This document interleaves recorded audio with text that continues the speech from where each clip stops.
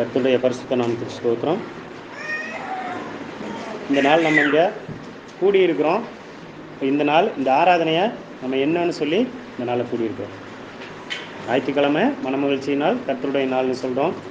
இப்போ இன்றைக்கி இது என்ன கூடுங்க?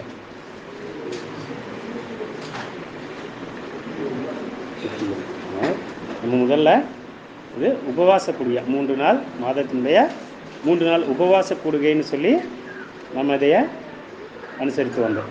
அப்போ இன்றைக்கும் அது சுத்திகரிப்பு கூடுகைன்னு சொல்லி மாறிடுச்சு. அப்போது ஆண்டவர் சொல்லுகிற காரியம், அதாவது நம்ம என்னென்ன காரியங்களுக்காக உபவாசிக்கணும் அப்படிங்கிறத இன்றைக்கி ஆண்டவர் நமக்கு வெளிப்படுத்துகிறார். அப்போ அதில் இன்றைக்கி நம்ம எப்படி இருக்கிறோம்? இந்த உபவாச கூடுகையில் கூடியிருக்கிறோம். அப்போ இன்றைக்கி நம்ம எதுக்கெல்லாம் உபவாசம் இருக்கிறோம், ஆனால் ஆண்டவர் சொல்கிறது எதுக்கெல்லாம், அவர் எதிர்பார்ப்பு என்ன? அதுக்கு முன்னாடி ஒரு வசனம் வாச்சல, ஏசாயா 58வது அதிகாரம், ஏசாயா 58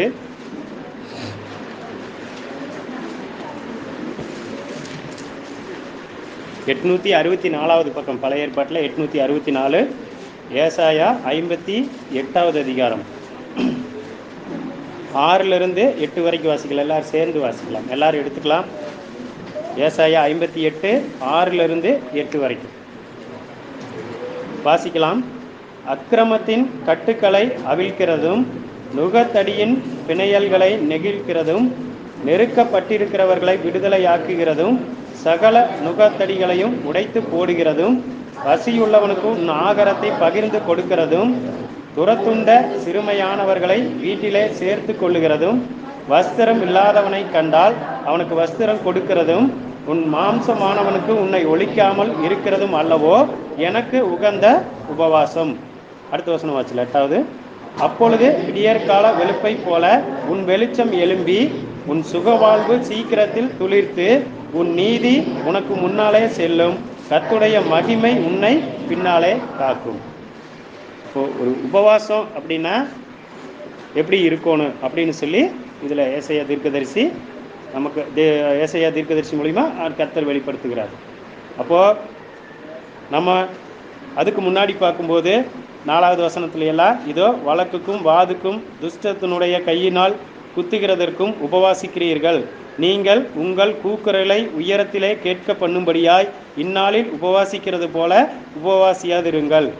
அப்போ அப்படியெல்லாம் இருக்கக்கூடாது. இன்றைக்கும் நிறைய நேரம் சுயநலமாக நம்மளுடைய சுயத்துக்காக உபவாசிக்கிறோம்.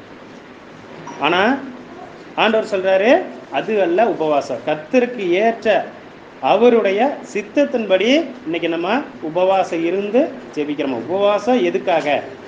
உலகத்தார் பார்க்குறோம், சாப்பிடாம இருக்கிறாங்க, தங்களுடைய தெய்வத்துக்காக அது பக்தி காண்பிக்கிறாங்க. ஆனால் இன்னைக்கு நம்ம உபவாசம் இருக்கிறது எதுக்கு அப்படின்னா நம்ம ஜெபிக்கணும். ஆண்டவரிடத்துல ஒரு சில காரியங்களை கேட்குறோம். அப்போ ஆண்டவர் அது ஏன்னா ஆண்டவர் சொல்கிறார், இவ்வகை பிசாசு உபவாசத்தினாலும் ஜெபத்தினாலையும் அன்றி அது போகாது. இப்போ அப்படி ஒரு சில காரியங்கள், ஒரு சில கட்டுக்கள், ஒரு சில நுகத்தடிகள். அப்போ அதுக்கு என்னங்கிறார் ஆண்டவர்? உபவாசம் இருந்து அதுக்காக ஜெபிக்கணுங்கிறார். அப்போ இன்றைக்கும் அவருடைய சித்தத்தின்படி அவர் விரும்புகிற உபவாசம் இன்னைக்கு நமக்குள்ளே இருக்கா? நமக்கு ஏதாவது ஒரு குறைச்சல் தேவை, நம்ம குடும்பத்தில் ஒரு கஷ்டம், இல்லை பிள்ளைகளுக்காக இப்படி ஏதோ ஒரு காரியம், அப்போ அதுக்கு உபவாசம் இருந்து ஜெபிக்கிறோம். ஆனால் அது ஆண்டவருடைய சித்தமா? ஆண்டவர் சொல்லுகிற காரியம் என்ன, எதுக்கெல்லாம் உபவாசிக்கணும் அப்படின்னு ஒரு சில காரியங்களை ஆண்டவர் சித்தமானா ஒரு 7 காரியங்களை நம்ம பார்க்க போகிறோம். எஸ்ரா 8வது அதிகாரம், எஸ்ரா பழைய ஏற்பாட்டில் எஸ்ரா 8வது அதிகாரம் 598வது பக்கம், 598வது பக்கம், 599வது பக்கம், அடுத்த பக்கம் 599வது பக்கம், எஸ்ரா 8வது அதிகாரம் 21வது வசனம். எல்லாரும் சேர்ந்து வாசிக்கலாம். எஸ்ரா 8:21 வாசிக்கலாம். அப்பொழுது நாங்கள் எங்கள் தேவனுக்கு முன்பாக எங்களை தாழ்த்துகிறதற்கும் எங்களுக்காகவும் எங்கள் பிள்ளைகளுக்காகவும் எங்கள் சகல பொருள்களுக்காகவும் செவ்வையான வழியை தேடுகிறதற்கும் நான் அங்கே அந்த அகாவா நதியண்டையிலே உபவாசத்தை கூறினேன். எஸ்ரா சொல்றார், எதுக்காக அங்கே உபவாசத்தை அவர் கூறினார், அவங்க உபவாசத்தை அவர் சொன்னார், உபவாசம் இருக்கும்படி ஜனங்களுக்கு சொல்றார். அப்ப எதுக்காக அப்படின்னு சொல்லி பார்க்கும்போது, எங்கள் தேவனுக்கு முன்பாக எங்களை தாழ்த்துகிறதற்கும், எங்களுக்காகவும், எங்கள் பிள்ளைகளுக்காகவும், எங்கள் சகல பொருள்களுக்காகவும் செவ்வையான வழியை தேடுகிறதற்கும். அப்ப இதுக்கெல்லாம் எதை நம்ம தேடணும்னா, இது எல்லாவற்றிலையும் செவ்வையான வழி. அப்ப கர்த்தருடைய சித்த என்ன, கர்த்தருடைய வழி என்ன? அப்ப இன்னைக்கு ஏன் பார்வையில எனக்கு சரியா தோன்ற வழியில போறோமா? செவ்வையான வழின்னா என்ன? கர்த்தருடைய வழி, அவர் காட்டுகிற வழி, அவர் காட்டுகிற பாதை. அப்ப அவர் காட்டுகிற வழியில போகும்போது தான் பரலோக ராஜ்யத்துக்கு போக முடியும். அப்ப அந்த வழி எப்படி இருக்குது? அது இடுக்கமும் வழி குறுகினதுமா இருக்கு. ஆனா நரகத்துக்கு போற வழியோ அது விசாலமான வழி. அப்ப இன்னைக்கு நம்ம அநேக நேரம் நம்ம பார்வையில பார்க்கும்போது விசாலமான வழியைத்தான் தெரிந்து கொள்ளுகிறோம். ஆனா கர்த்தருடைய பார்வையிலையோ அவர் சொல்லுகிறது, நீ இடுக்கமான வாசல் வழியா உட்பிரவேசிங்கிறார். அதுதான் செம்மையான வழி. அப்போ ஒவ்வொரு காரியத்திலையும் இப்ப நம்ம பார்த்தோம், அவருக்கு முன்பாக தாழ்த்துகிறது எங்களுக்காகவும், எங்கள் பிள்ளைகளுக்காகவும், எங்கள் பொருள்களுக்காகவும். இதுக்கெல்லாம் எங்கள் சகல பொருள்களுக்காகவும் செவ்வையான வழி. இது எல்லாவற்றிலையும் அவருடைய வழியை நம்ம தெரிந்து கொள்ளுகிறோமா? அப்ப அதுக்காக அங்க என்ன செஞ்சாரு? அந்த உபவாசத்தை கூறினேன் அப்படிங்கிறார். அப்ப இன்னைக்கு நம்ம இதுலயே நம்ம ஒவ்வொரு காரியமா பார்க்க போறோம். முதல்ல பார்க்குற காரியம், எங்கள் தேவனுக்கு முன்பாக எங்களை தாழ்த்துகிறதற்கும், அவருக்கு முன்னாடி நான் தாழ்த்தோம். அப்ப அது கூட எப்படி இருக்கணும்னா செவ்வையான வழி, வேதத்தின், அதான் கர்த்தர் காட்டுகிற வழி எது? வேதம், வேதத்தின் வழி. அப்ப வேதம் காட்டுகிற வழியில என்ன நான் தாழ்த்துக்கிறேனா, இல்ல என் மாம்சமா, உலக பிரகாரமா, மற்றவங்க பார்க்குறாங்கன்னு சொல்லி இன்னும் என்னை தாழ்த்தி கொள்ளுகிறோமா? அப்ப வேதத்தின்படி காட்டுகிற தாழ்மை எது? அது உள்ளத்திலிருந்து, இருதயத்திலிருந்து வருவணும். இப்போ வெளிப்படையா நம்ம தாழ்மை அப்படிங்கிறது என்ன? ஒரு பெரியவங்க இல்ல அவங்க பதவியிலையோ இல்ல ஏதோ ஒண்ணுல அவங்க உயர்ந்தவங்களா இருப்பாங்க. அப்ப அவங்க முன்னாடி என்ன செய்யறோம்? தாழ்மையா இருக்கும். அதே வயசுக்கு ஒத்தவங்க அவங்க சாதாரண ஒரு வேலையில் இருக்கலாம், ஆனா அவங்க முன்னாடி நம்ம தாழ்மையா இருக்க மாட்டோம். அப்ப இதுதான் மனுஷங்களுடைய பார்வையில. அப்ப ஆண்டவர் சொல்றாரு, எதை செஞ்சாலும் கர்த்தருக்கென்று மனப்பூர்வமா செய்யணும். அப்ப நான் என்னை தாழ்த்துக்கிறது கூட எப்படி இருக்கணும்? வேதத்தின் அடிப்படையில் இருக்கணும், கர்த்தருடைய சித்தத்தின்படி என்னை தாழ்த்துக்கிறதா இருக்கும். அப்ப அதுக்கு என்ன செய்யணும்? நான் உபவாசிக்கணும். அப்ப தாழ்த்தணும் அப்படின்னாவே அதுக்கு ஆப்போசிட் என்ன? மேன்மை, பெருமை. அப்போ எனக்குள்ள பெருமை வராத இருக்க நான் எப்பொழுது என்ன தாழ்மையாவே நான் இருக்கணுங்கிறதுக்காக உபவாசம் இருந்து நான் ஜெபிக்கணும். அப்ப அதுதான் வேதம் காட்டுகிற வழி. எனக்குள்ள பெருமை வந்துடும். கர்த்தர் செய்கிறார், கர்த்தர் நடத்துறார், அவர் செய்ய வைக்கிறார். ஆனா பெருமை எங்க வந்துடுது? எனக்கு வந்துடுது. நிறைய நேரம் அதுதான் நம்ம எல்லாத்துக்குள்ளும். அப்ப வசனம் சொல்லுது, பெருமை உள்ளவர்களுக்கோ தேவன் எதிர்த்து நிற்கிறார், தாழ்மை உள்ளவங்களுக்கு கிருபை. அப்ப தாழ்மை இருக்கிறவங்களுக்கு கிருபை அளிக்கிறாருன்னா திரும்ப திரும்ப அவங்கள பயன்படுத்துறார், உபயோகிக்கிறார். அப்ப ஏன் இன்னைக்கு ஒரு காரியம் செஞ்ச இன்னைக்கு என்னால் அது முடியல, கர்த்தர் செய்ய வச்சாரு, என்ன ஒரு இடத்துல ஒரு பதவியில் என்ன இருக்க வச்சாரு, ஏன் இன்னைக்கு அதில் இருக்க முடியல, அந்த வேலையை என்னால் தொடர்ந்து செய்ய முடியல, கர்த்தருடைய கிருபை அங்கே இல்லை. காரணம், பெருமை எனக்கு எடுத்துக்கொள்ளும் போது அவர் எதிர்த்து நிற்கிறார். அப்ப தாழ்மையா இருக்கும்போது கிருபை. அப்ப அந்த பெருமை எனக்குள்ள, மேட்டின்மை சிந்தே பெருமை எனக்குள்ள வராதபடிக்கு நான் என்ன செய்யணும்? உபவாசம் இருந்து ஜெயிப்பிக்கிறவனா இருக்கணும். 2 நாளாகமம் 32வது அதிகாரம், 2 நாளாகமம் 32.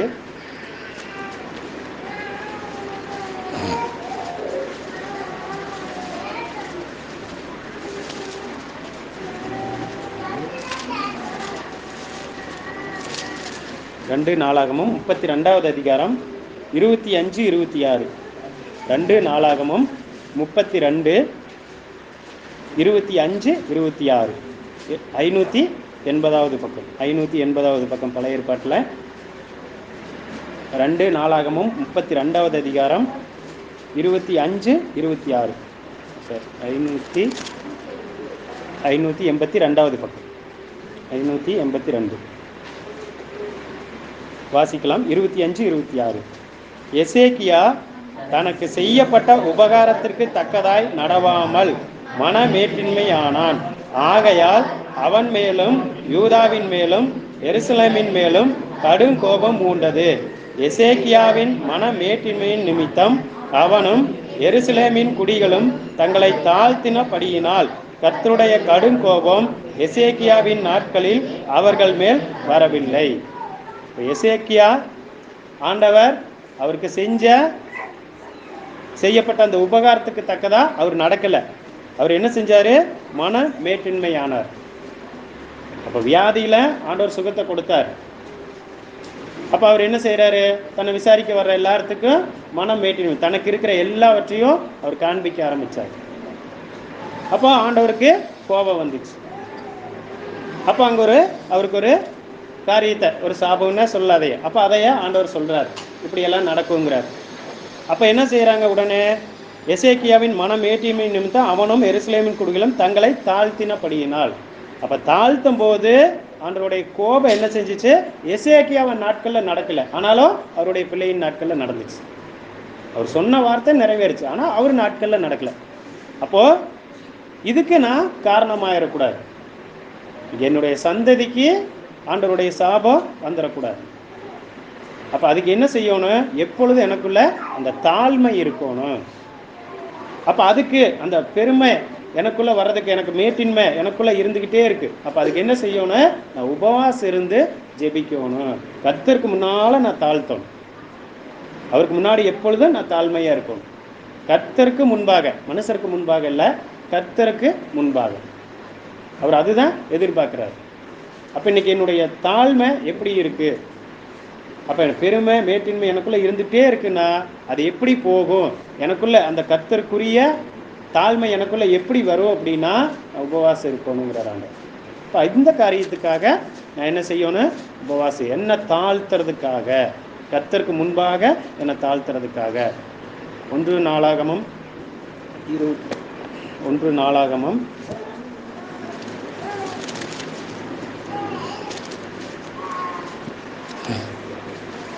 29வது அதிகாரம், 1 நாளாகமம் 29வது அதிகாரம் 14வது வசனம், 542வது பக்கம். 542 1 நாளாகமம் 29:14. எல்லாரும் எடுத்துக்கலாம், எல்லாரும் சேர்ந்து வாசிக்கலாம்.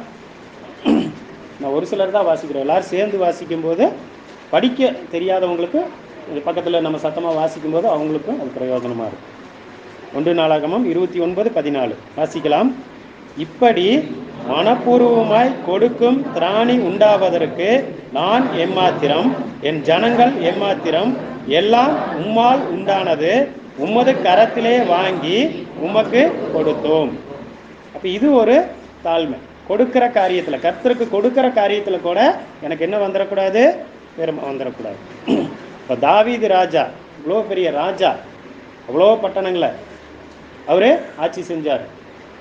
அவரிடத்துல இல்லாத பொருள் ஒன்றும் இல்லை, அவ்வளோ இருந்துச்சு. ஆலயத்தை கட்டுறதுக்கு அவ்வளோ சேர்த்து வச்சார். ஆனா அவர் சொல்றாரு, உமது கரத்தில் வாங்கி உமக்கு கொடுத்தோம், என் ஜனங்கள் எம்மாத்திரம், நான் எம்மாத்திரம், இதெல்லாம் உங்களுக்கு கொடுக்கறதுக்கு நான் எம்மாத்திரம், நீங்க கொடுத்தீங்க, அது உங்களுக்கு கொடுத்தோம். அப்போ இதுல கூட ஒரு தாழ்மை. இன்னைக்கு நம்ம அதை ஆராய்ந்து பார்ப்போம். கர்த்தருக்கு கொடுக்கறதுல எனக்கு பெருமை வந்துருதா? நான் செஞ்சுட்டேன், நான் கர்த்தருக்காக கொடுத்துட்டேன், அது பணமோ பொருளோ இல்லை நம்மளுடைய பிரயாசமோ ஏதோ ஒன்று, நம்மளாம் ஏதோ ஒன்று கர்த்தருக்கு கொடுக்குறோம், தியாகம் பண்ணுகிறோம். அப்போ அதில் இன்னைக்கு பெருமை, நான் செஞ்சுட்டேன், நான் கொடுத்துட்டேன் அப்படிங்கிற பெருமை வருதா? இல்லை தாவீது ராஜா போல? இதுதான் கர்த்தர் எதிர்பார்க்கிற தாழ்மை. அவருக்காக நம்ம தாழ்மையாக இருக்கிற காரியம். அப்போ மனுஷங்களுக்கு முன்பாக நம்ம செய்யக்கூடாது. எதை செஞ்சாலும் கர்த்தருக்கென்று. அப்போ மனுஷங்க பார்க்குறாங்க, அவங்களுக்கு தெரியும்படியா இன்னைக்கு நான் செய்யக்கூடாது. இன்னைக்கு செஞ்சுட்டும் கூட வெளியில நம்ம வாயில சொல்லுவோம், இதெல்லாம் ஏமாத்துறோம், நான் அது இருதயத்திலிருந்து வரணும். அப்ப தாவீது அந்த வார்த்தையை சொன்னார், இப்ப நான் ஏமாத்துறோம், இந்த ஜனங்கள் ஏமாத்துறோம் அப்படின்னு சொல்லி. அப்ப இன்னைக்கும் இதுல கூட நம்ம பெருமை இருக்கு அப்படின்னா, கர்த்தருக்கு கொடுக்குறோம், தியாகம் பண்ணுகிறோம், நேரமோ பொருளோ நம்மளுடைய பிரயாசமோ ஏதோ ஒன்று கொடுக்குறோம், அதுல பெருமை வருதா? அப்போ உபவாசம் இருந்து அதுக்காக ஜெபிக்கணும், நான் என்னை தாழ்த்தணும். இதெல்லாம் அவர் செய்ய வைக்கிறார். அவருக்கு எதெல்லாம் கொடுக்குறோமோ, அது நேரமோ பொருளோ பணமோ எதுவானாலும் அதை யார் கொடுக்குறா? அவர் தான் கொடுக்குறாரு. அவர் கொடுக்காத நம்ம அவருக்கு கொடுக்க முடியாது. அடுத்து இன்னொரு காரியம் கொடுப்போம். புதிய ஏற்பாட்டில் பார்க்கும்போது நம்ம எடுக்க வேண்டாம், பரிசேயன் ஆயக்காரன். அப்போ அந்த இடத்துல பரிசேயனுக்கு வந்த பெருமை என்ன? பக்தியின் பெருமை.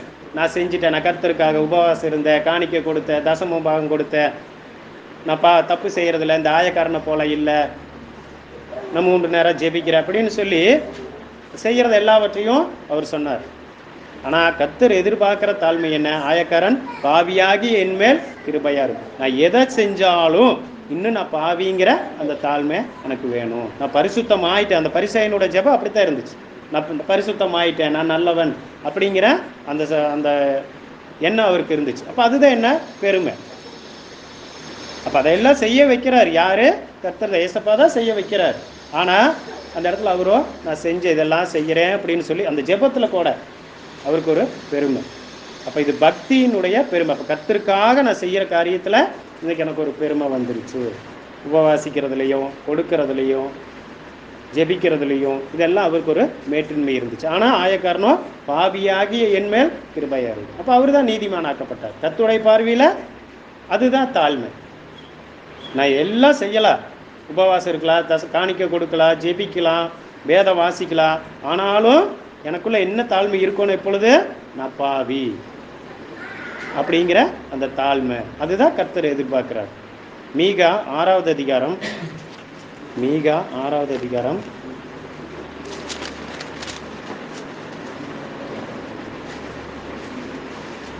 1079வது பக்கம். பழைய ஏற்பாட்டில் 1079, மீகா 6வது அதிகாரம் 8வது வசனம். மீகா 6:8, 1079வது பக்கம். மீகா 6வது அதிகாரம் 8வது வசனம் வாசிக்கலாம். மனுஷனே, நன்மை இன்னதென்று அவர் உனக்கு அறிவித்திருக்கிறார். நியாயம் செய்து இரக்கத்தை சிநேகித்து உன் தேவனுக்கு முன்பாக மனத்தாழ்மையாய் நடப்பதையே அல்லாமல் வேற எண்ணத்தை கர்த்தர் உன்னிடத்தில் கேட்கிறார். இப்போ ஏசப்பா கேட்குற காரியம் என்ன? உன் தேவனுக்கு முன்பாக மனத்தாழ்மையாய் நடப்பதை அல்லாமல். அவருக்கு முன்பாக, மனுஷருக்கு முன்பாக அல்ல. அது வேஷம், அது நம்மளுடைய ஜென்ம சுபாவம், உலகத்தின் வழக்கம். மனுஷங்க முன்னாடி தாழ்மையாக இருப்பாங்க. அப்போ அவங்க போனோடனே பின்னாடியே அவங்கள புறங்கூறுவாங்க. ஆனால் ஆண்டவர் சொல்கிறாரு, தேவனுக்கு முன்பாக மனத்தாழ்மையாய் நடப்பதையே அல்லாமல் வேற எண்ணத்தை கர்த்தர் உன்னிடத்தில் கேட்கிறார். அப்போ நம்மளிடத்தில் ஆண்டவர் எதிர்பார்க்கிற காரியம் அந்த தாழ்மை. அவருக்கு முன்பாக நான் தாழ்த்தணும், அவருக்கு முன்பாக அந்த சிந்தை எப்பொழுதும் எனக்கு இருக்கணும். நான் மனுஷனுக்கு முன்பாக தாழ்மையாக இருக்கலாம், அது கர்த்தருடைய ஊழியக்காரங்களாக இருக்கலாம், மூப்பராக இருக்கலாம், விசுவாசிகளாக இருக்கலாம். ஆனால் எனக்கு என்ன சிந்தை இருக்கணும்? நான் அந்த இடத்துல தாழ்மையாக பேசுகிறேன், தாழ்மையாக நடந்துக்கிறேன்னா நான் கர்த்தருக்கு முன்பாக அதை செஞ்சுட்டு இருக்கிறேன். அப்போ அது இருதயத்திலிருந்து வரணுங்கிற மனப்பூர்வமாக அதை செய்யணும். இப்போ முதல் காரியம் என்னை நான் தாழ்த்துக்கிறதற்கு, எனக்குள்ள இருக்கிற மேட்டின்மையும் அந்த பெருமையும் ஒளிஞ்சு போகிறதுக்கு உபவாசிக்கும். 2வது காரியம் அதுலேயே பார்க்குறோம், எங்களுக்காகவும். அந்த எஸ்ரா 8:21 எங்களை தேவனுக்கு முன்பாக எங்களை தாழ்த்துகிறதற்கும், அடுத்தது எங்களுக்காகவும். அப்போ எங்களுக்காகவும் அப்படின்னா என்ன? அப்போ இதெல்லாம் எதுக்கு? கடைசியில் பார்க்குற செவ்வையான வழி. அப்போ எங்களுக்காக வேண்டிக் கொள்வது கூட எப்படி இருக்கணும்? வேதத்தின் அடிப்படையில் இருக்கும். செவ்வையான வழின்னா என்ன? கர்த்தருடைய வழி. கர்த்தருடைய வழி எதில் இருக்குது? வேதத்தில். அப்போது நான் பரிசுத்தமாக இன்னைக்கு வாழ நான் என்ன செய்யணும்? அந்த வசனத்தின் வழியில் நடக்க நான் உபவாசம் இருக்கணும். நடக்க முடியல, வசனத்தின் வழியில் பரிசுத்தமாக என்னால் நடக்க முடியல. அப்போ என்ன செய்யணும்? நான் உபவாசம் இருந்து அந்த பரிசுத்தத்துக்காக நான் ஜெபிக்கணும். எனக்காக, எங்களுக்காகன்னு சொல்கிறார். அப்போ நம்ம ஒவ்வொருத்தர தனிப்பட்ட முறையில் ஆராய்ந்து பார்க்கணும். ஏசப்பா ஊழியத்துக்கு வர்றதுக்கு முன்னாடி என்ன செஞ்சார்? 40 நாள் இரவும் பகலும் குசியாமலும் குடியாமலும் இருந்தார். அப்போ என்ன செஞ்சிச்சு அவருக்கு? தேவனுடைய அந்த பிதாவின் சித்தம், பிதாவினுடைய வழி அவருக்கு வெளிப்படுத்தப்பட்டுச்சு. அப்போ எதுக்காக அந்த உபவாசம் அப்படின்னா, என்னுடைய தனிப்பட்ட வாழ்க்கையில் அவருடைய சித்தத்தை அறிந்து கொள்றதுக்கு. அப்போது பரிசுத்தம் இல்லாமல் ஒருவனும் தேவனை தரிசிப்பதில்லை. அப்ப நான் பரிசுத்தமா இருக்கும்போது தான் அவரை நான் தரிசிக்க முடியும். எங்க? வேதத்துல. அப்ப வேதத்துல வசனத்துல நான் என்ன செய்யணும்? அவரை பார்க்கணும். அப்ப ஏன் பார்க்க முடியல? அப்ப எதுக்கு அவருக்கு நமக்கு நடுவுல ஒரு தடையா இருக்கு அப்படின்னா நம்மளுடைய பாவம். அப்ப எனக்குள்ள பரிசுத்த குறைச்சல் இருக்கு.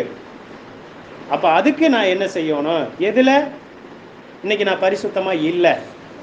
என்னுடைய பார்வையோ, பேச்சு, என்னுடைய சிந்தை. நம்ம பாடணும், என்னுடைய பார்வை சிந்தையெல்லாம் நீ. அப்ப இன்னைக்கு அந்த அப்படி இருக்கா? இன்னைக்கு என்னுடைய சிந்தை பரிசுத்தம் இல்லை அப்படின்னா அது அவருக்கு பிரியமா இருக்குமா? அப்போ மோசே என்ன செஞ்சாரு? 40 நாள் மலையின் மேல அதனுடைய கட்டளையை பெற்றுக்கொள்றதுக்காக அங்க 40 நாள் இரவும் பகலும் அவரு உபவாசம் இருக்கிறார்.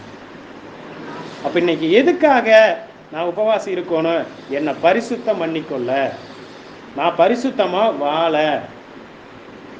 அப்ப பிசாசு யாரை விழுங்கலாமோன்னு சொல்லி கெர்ஜிக்கிற சிங்கம் போல வகை தேடிட்டு இருக்கிறான். அப்ப அதுல நான் விழுந்துடக்கூடாது அப்படின்னா உபவாசம் இருக்கணும். பந்தயத்துக்கு போராடுகிறவங்க என்ன செய்யறாங்க? அந்த பரிசை பெற்றுக்கொள்றதுக்காக பவுல் சொல்றாரு, அவங்க இச்சை அடக்கமா இருக்கிறாங்க. அப்ப நான் இச்சை அடக்கம், அதாவது நான் சாப்பிடாம என் சரீரத்துல அந்த சாப்பிடாம இருக்கிறோம் அப்படின்னா எதுக்காக இச்சை அடக்கமா நான் இருக்கணும்? நான் பரிசுத்தமா வாழ்ந்து அவர் எனக்காக வச்சிருக்கிற அந்த ஜீவ கிரீடத்தை நான் பெற்றுக்கொள்ளணும். அப்ப இன்னைக்கு எதுல எனக்கு பரிசுத்தம் இல்லை? அப்போ இன்னைக்கு எல்லாம் நான் பரிசுத்தமா இருக்கிறேன் அப்படின்னு நம்ம சொல்லுவோம்னா அப்ப பரிசேயனை போலத்தான் இருக்கிறோம், பெருமை. அப்ப ஆயக்காரனை போல இன்னைக்கு நம்ம தாழ்த்தணும். ஏதோ ஒரு இடத்துல, ஏதோ ஒரு காரியத்துல இன்னைக்கு என்ன இல்லை? எனக்கு பரிசுத்தம் இல்லை.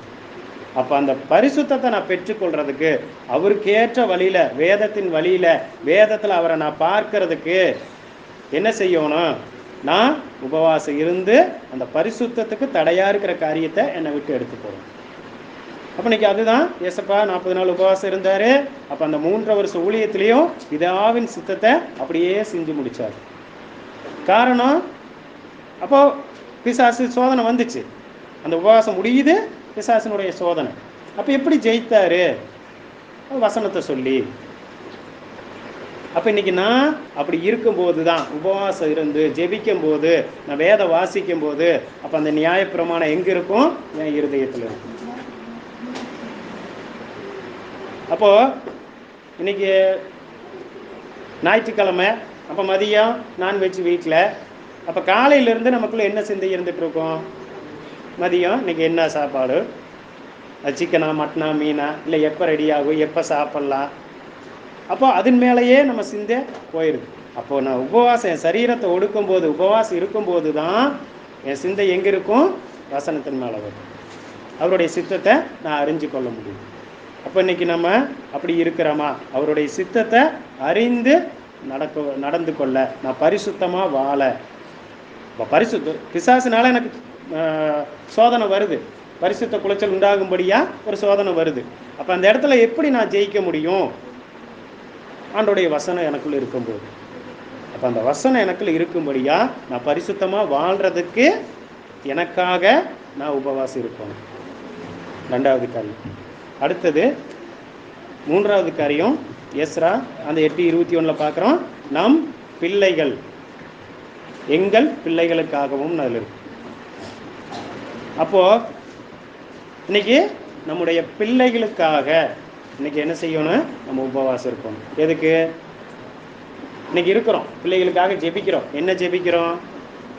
பிள்ளைகளுக்கு உடம்பு சரியில்லைன்னா உடம்பு சரியாகணும், படிப்பு சரியா வரலைன்னா படிப்பு நல்லா வரணும், மார்க்கு குறைஞ்சி வச்சா உடனே ஜெபம் பண்ணுறது, உபவாசம் போட்டு ஜெபம்னா மார்க்கு சேர்த்தி வரணும்.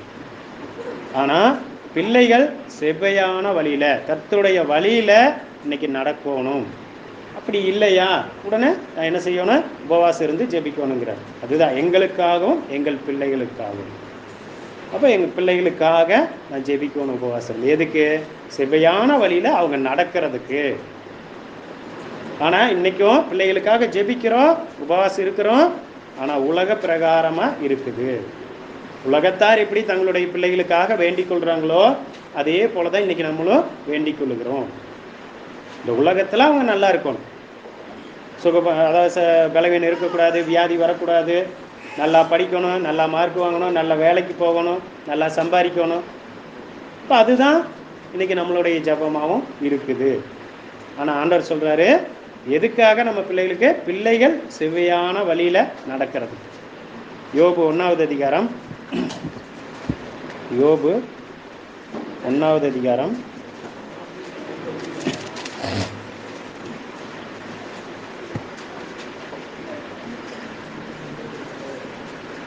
யோபு 1வது அதிகாரம்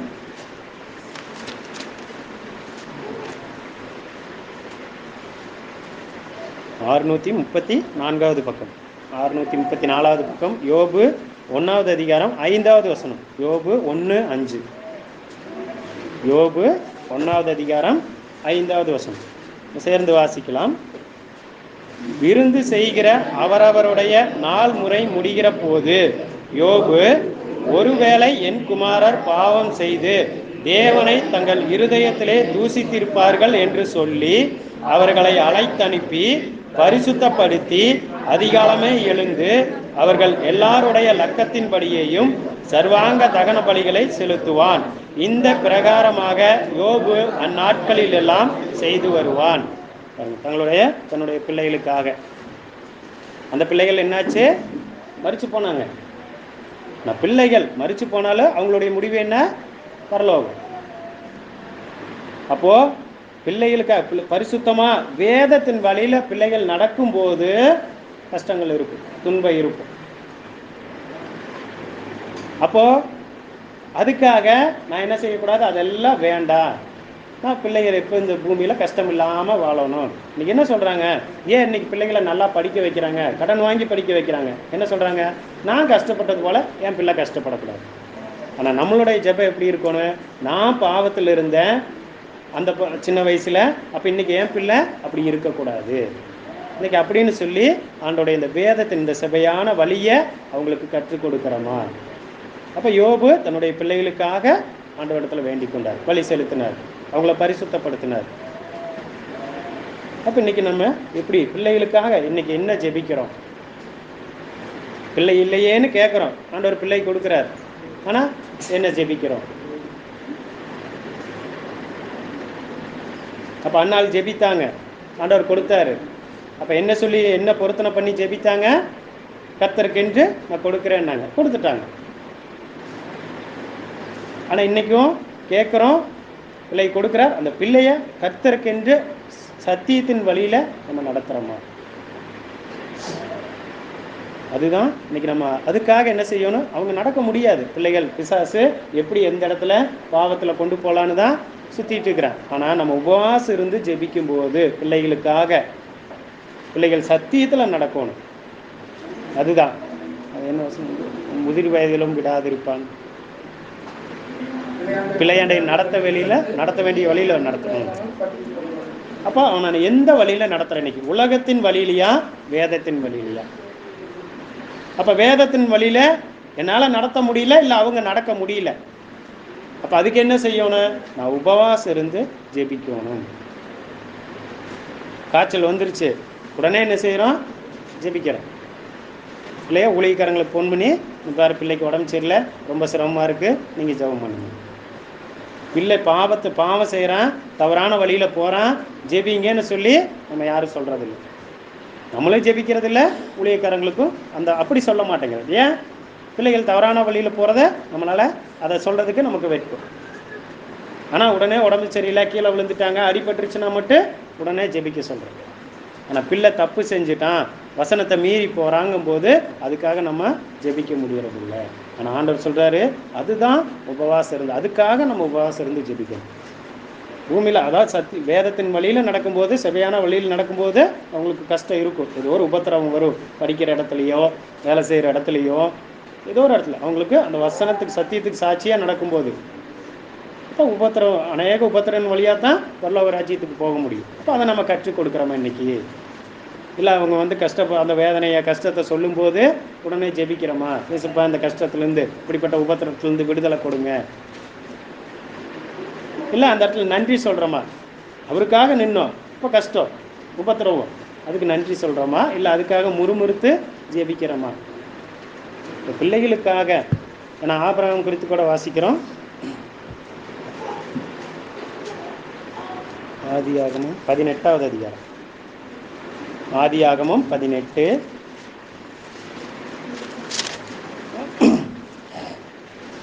19வது வசனம். ஆதியாகமம் 18 19. ஆதியாகமம் 18 19 வாசிக்கலாம்.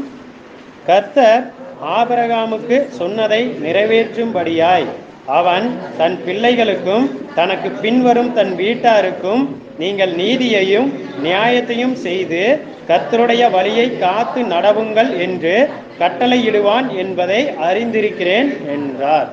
கர்த்தரே சாட்சி சொன்னார் ஆபிரகாம் குறித்து. அப்போ கர்த்தர் சொன்னதை நிறைவேற்றும்படியாய் அவன் தன் பிள்ளைகளுக்கும் தனக்கு பின்வரும் தன் வீட்டாருக்கும் நீங்கள் நீதியையும் நியாயத்தையும் செய்து கர்த்தருடைய வழியை காத்து நடவுங்கள் என்று கட்டளையிடுவான். அப்போ இன்னைக்கு பிள்ளைகளுக்கு எதை கற்றுக் கொடுக்குறோம்?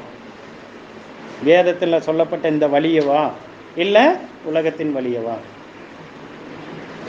இன்னைக்கு எதை கற்றுக் கொடுத்துட்டு இருக்கிறோம்?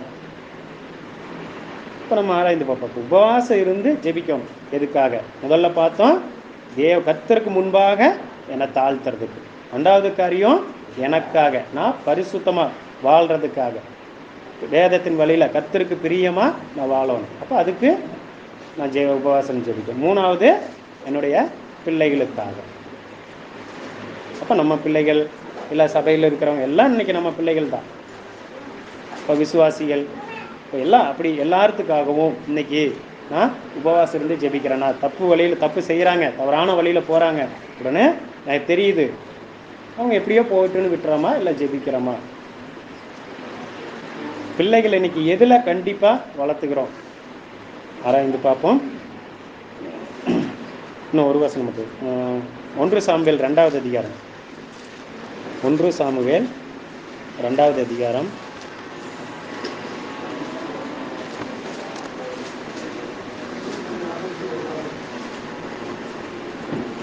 சாமுவேல் 2வது அதிகாரம் 341வது பக்கம். 341வது பக்கம் 12வது வசனம்.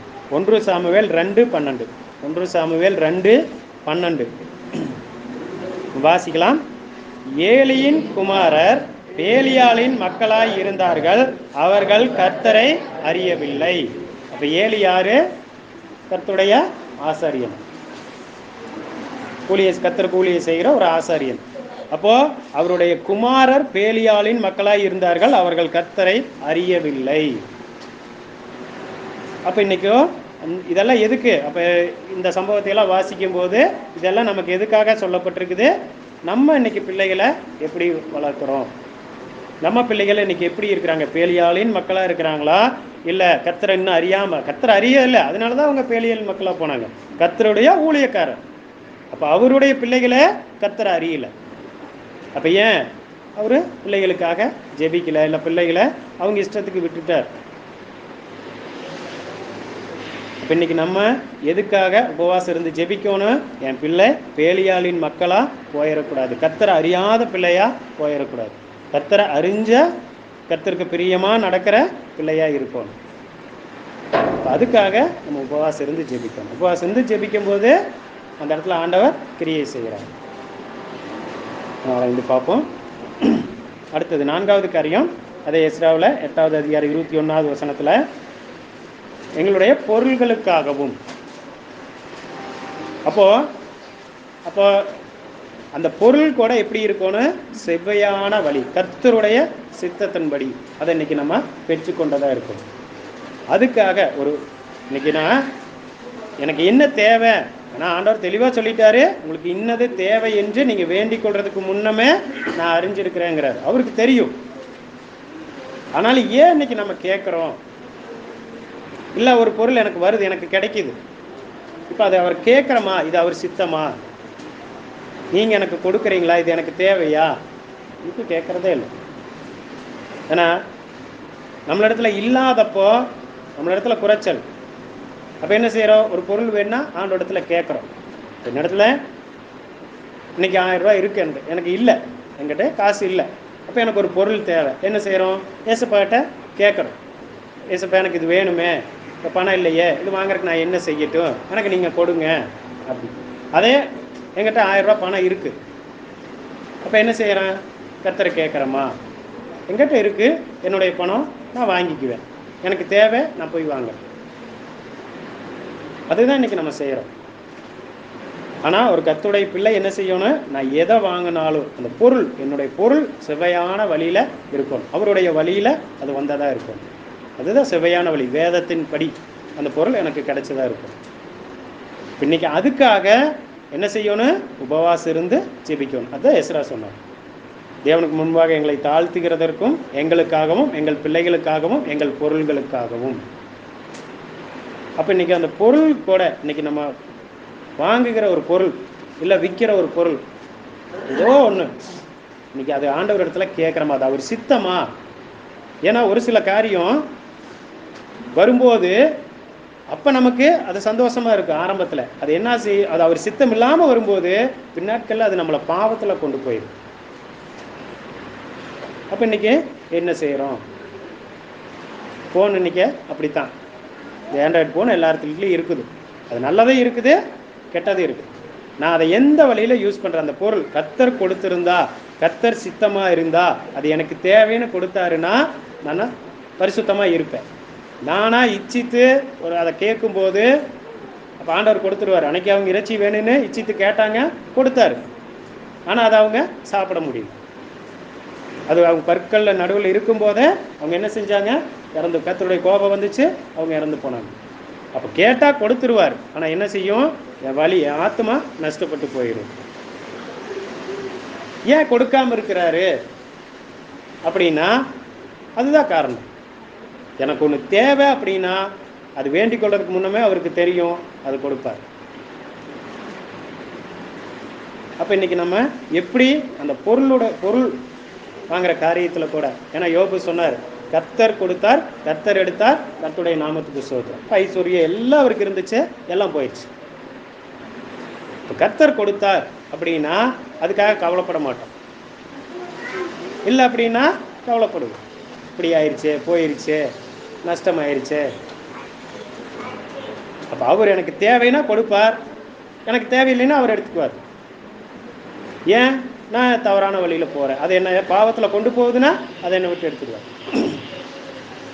அப்போ அப்படி எடுக்கணும், அவர் எடுத்துக்கணும். நான் பரிசுத்தமாகவே இருக்கணும்னா அப்போ ஒரு பொருளுக்காக கூட நான் என்ன செய்யணும்? அவரிடத்துல கேட்கணும், அவர் சித்தத்தை கேட்கணும். இது எனக்கு தேவையா? இது உங்கள் சித்தமா? இது நான் வாங்கலாமா வேண்டாமா? ஏன்னா ஒரு ஊழியக்காரர் ரோட்டில் போயிட்டு இருக்கும்போது ஒரு பிச்சைக்காரர் பிச்சை கேட்குறாரு, தன் இடத்துலேருந்து பாக்கெட்லேருந்து 1 ரூபா காசு எடுத்து போட்டுறாரு. அப்போ உடனே ஆண்டவர் பேசினாராம் அந்த இடத்துல, நீ யாரை கேட்டு போட்ட, இது உன்னுடையதா அப்படின்னு சொல்லி. இன்றைக்கி அப்படி ஒவ்வொரு காரியத்துக்கு கேட்குறோமா? நல்லா யோசிச்சு பார்க்கலாம். நம்ம பஸ் ஏறதுக்கு நிற்கிறோம். அப்போ எந்த பஸ்ஸில் ஏறது கூட ஆண்டவருடைய சித்தத்தை கேட்டு ஏறுறோமா? அப்படி இல்லை. எதில் கூட்டம் இல்லை, எதில் ஏறினா நல்லா உட்காந்துட்டு போகலாமோ, பாட்டு கேட்டுட்டு போகலாமோ, அந்த பஸ்ஸில் தான் ஏறுறோம். ஆனால் ஆண்டவருடைய சித்தத்தின்படி ஏறும்போது அங்கே கூட நமக்கு ஒரு ஆசீர்வாதத்தை வச்சுருப்பார். அவருடைய சித்தம் அங்கே நிறைவேறும். அங்கே நம்ம அந்த அவர் காட்டுற வழியில் போகும்போது, அந்த பஸ்ஸில் போகும்போது அங்கே யாராவது ஒருத்தர் சந்திப்போ, ஏதோ யாராவது ஒருத்தர் எப்படி சந்திக்கிறார்? ரொம்ப பாதிக்கப்பட்டிருப்பாங்க, தற்கொலை எண்ணத்தோடு இருப்பாங்க. அப்படிப்பட்டவங்க அந்த நேரத்தில் ஆண்டோடைய வார்த்தையை, வசனத்தை கேட்கும்போது அவங்க மனம் திரும்புகிறாங்க, அந்த காரியத்திலேருந்து விடுதலை ஆக முடியுது. அப்போது கர்த்தர் எனக்குன்னு வச்சிருக்கிறது முன்னாடி வர பஸ்ஸு, அது கூட்டமாக இருக்குதுன்னு என்ன செஞ்சுட்டேன்? அவர் சித்தத்தை கேட்காம ஏன் வழியை, ஏன் சித்தத்தை பார்த்து பின்னாடி வர பஸ்ஸில் போ. இதே மாதிரி தான் நமக்கு என்ன தேவையினாலும் அதில் அவரை கேட்குறோமா, அவர் சித்தமானு சொல்லி இன்னைக்கு அறிஞ்சிக்கிறோமா? எது வாங்கும்போது இது அவருக்கு சித்தமா கேட்குறோமா? ஏசப்பா இது வாங்கிட்டா வேண்டாமா? ஆனால் இன்றைக்கி எல்லா நேரமும் அதை நம்ம செய்கிறதில்ல. நம்மளால் முடியல, அது வாங்குகிற அளவுக்கு நமக்கு தகுதி இல்லை, ஆனால் எனக்கு வேணுங்கும் போது அவரை கேட்போம், இது வேணும், இது வாங்குறதுக்கு எனக்கு உதவி செய்யுங்க. ஆனால் எங்கிட்ட இருக்கும்போது அவரை கேட்க மாட்டோம், கேட்காம போய் வாங்கிட்டு வந்தோம். இதுதான் நம்ம இதுக்காக கூட என்ன செய்யணும்னா உபவாசம் இருந்து ஜெபிக்கணும். ஆதியாகமம் 14வது அதிகாரம், ஆதியாகமம் ஆபிரகாம் குறித்து வாசிக்கிறோம். ஆதியாகமம் 14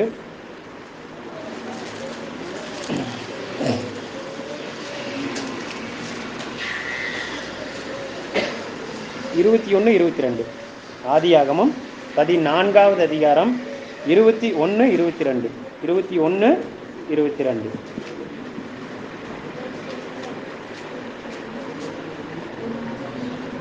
வாசிக்கலாம்.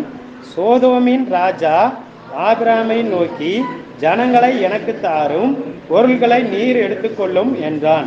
அதற்கு ஆபிராம் சோதோமின் ராஜாவை பார்த்து, ஆபிராமை ஐஸ்வர்யவனாக்கினேன் என்று நீர் சொல்லாதபடிக்கு நான் ஒரு சரட்டையாகிலும் பாதரட்சையின் வாரையாகிலும் உமக்கு உண்டானவைகளில் யாதொன்றையாகிலும் எடுத்துக்கொள்ளேன் என்று வானத்தையும் பூமியும் உடையவராகிய உன்னதமான தேவனாகிய கர்த்தருக்கு நேராக என் கையை உயர்த்துகிறேன்.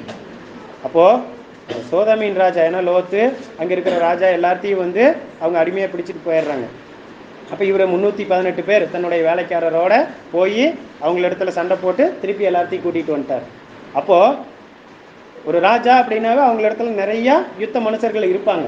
அவ்வளோ பேர் இருந்தும் அவங்கள மேற்கொள்ள முடியல. ஆனால் ஆபிரகாமோ தன் இடத்துல இந்த 318 பேர் அவங்களோட போய் அங்கே மேற்கொண்டுட்டு வர்றாரு. உடனே அந்த அவருக்கு ராஜாவுக்கு அவர் மாம்சம் இப்போ உலகம் மாம்சமாக பார்க்கும்போது அந்த மனுஷங்க மேலே தான் அவங்களத்தான் மகிமைப்படுத்த முடியும். ஆனால் ஆபிரகாமோ கர்த்தரால் அங்கே போகும்போது 318 பேரை கொண்டு அவர் கிரியை செஞ்சார்.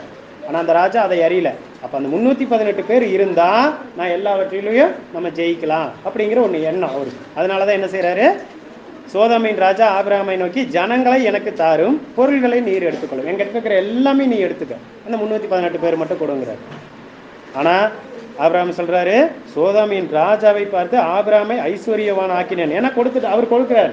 அப்போ இவர் நல்லா ஐஸ்வர்யமா, இவருக்கு முதல்ல இருக்குது, ஆபிரகாமுக்கு திரளான ஆடு மாடுகள் இருக்குது. ஆனால் அவர் கொடுக்குறார். அப்போ நாளைக்கு ராஜா அந்த சோதமின் ராஜா என்ன சொல்லுவார், ஆபிரகாமுக்கு இதெல்லாம் நான் கொடுத்தேன். இன்னைக்கு அதுதான் உலகத்தில் நான் அன்னைக்கு கொடுத்தேன், இன்னைக்கு அவங்க நல்லா இருக்கிறாங்க, இன்னைக்கு என்னை பார்க்க மாட்டேங்குது.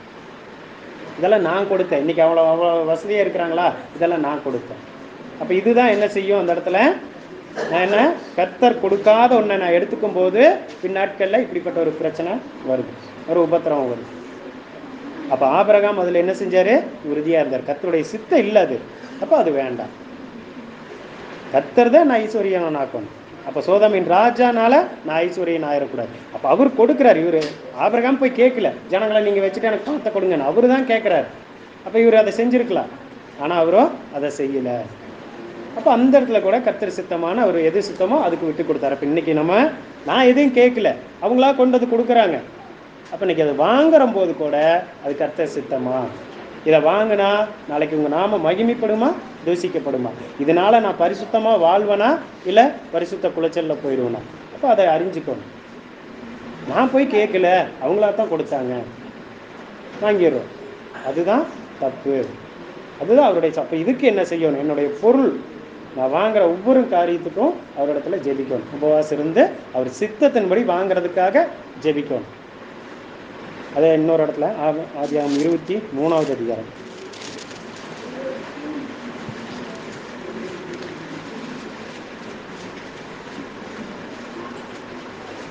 11வது வசனம்.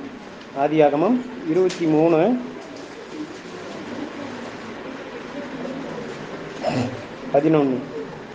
11 வாசிக்கலாம். அப்படி அல்ல என் ஆண்டவனே, என் வார்த்தையை கேளும், அந்த நிலத்தை உமக்கு தருகிறேன், அதில் இருக்கும் குகையையும் உமக்கு தருகிறேன், என் ஜனபுத்திரருடைய கண்களுக்கு முன்பாக அதை உமக்கு தருகிறேன், உம்மிடத்தில் இருக்கிற பிரேதத்தை அடக்கம் பண்ணும் என்றான். அப்போ சாரால் மறித்து போயிட்டாங்க, அடக்கம் பண்ணுறதுக்கு ஒரு இடம் வேணும். அப்போது அங்கே இருக்கிற அந்த ராஜா எப்ரோனுங்கிறவர் என்ன செய்கிறாரு, அவர் இடத்துல நிலத்தில் தர்றேங்கிறாரு. அப்போ இவருக்கு அதுக்கு பொறுமான விலையை நான் தர்றேன், என்ன விலை கொடுக்கட்டுன்னு கேட்கும்போது அதெல்லாம் இப்போ வேண்டாம், ஜனங்களுக்கு முன்பாக அதை நான் தர்றேன், அப்போ நீங்கள் முதல்ல பிரேதத்தை அடக்கம் பண்ணுங்க, அதை நீ இப்போ முதல்ல நீ அடக்கம் பண்ணு அப்படின்னு சொல்லி அது சொல்கிறாங்க. ஆனால் அந்த நேரத்தில் கூட ஆபிரகாம் என்ன செய்கிறாரு, அதை வாங்கலை, அதுக்குரிய பணத்தை கொடுத்துட்டு தான் அவர் கொண்டு போய் அடக்கம் பண்ணினார். அப்போ அதுதான் கர்த்தருடைய சித்தம். அதனால அவர் சித்தத்துக்கு அவங்களா தான் கொடுக்குறாங்க, இவர் கேட்கல. அவங்களா நான் சும்மா கொடுக்குறேன் அப்படின்னு சொல்லி இலவசமாக கொடுக்குறேன்னு தான் சொல்கிறாங்க. ஆனால் ஆபிரகாம் அதுக்கு செவி கொடுக்கல. கடைசி வரைக்கும் அது போராடி அவங்க அதுக்குரிய விலை கிரயத்தை கொடுத்துட்டு தான் நமக்கு அடக்கம் பண்ணுகிறார். அப்போ இதுதான் ஒரு பொருள் எனக்கு கிடைக்குது அப்படின்னா அதில் இன்னைக்கு நான் எப்படி இருக்கிறேன், கர்த்தருடைய சித்தத்தை கேட்குறேன்னா இல்லை எனக்கு இருக்குது, என்னால் முடியும், வாங்க முடியும், எனக்கு தேவைன்னு போய் வாங்கிக்கிறேன். எனக்கு தேவைன்னா அவர் கொடுப்பார். நீதிமொழிகள் 10வது அதிகாரம், நீதிமொழிகள் 10.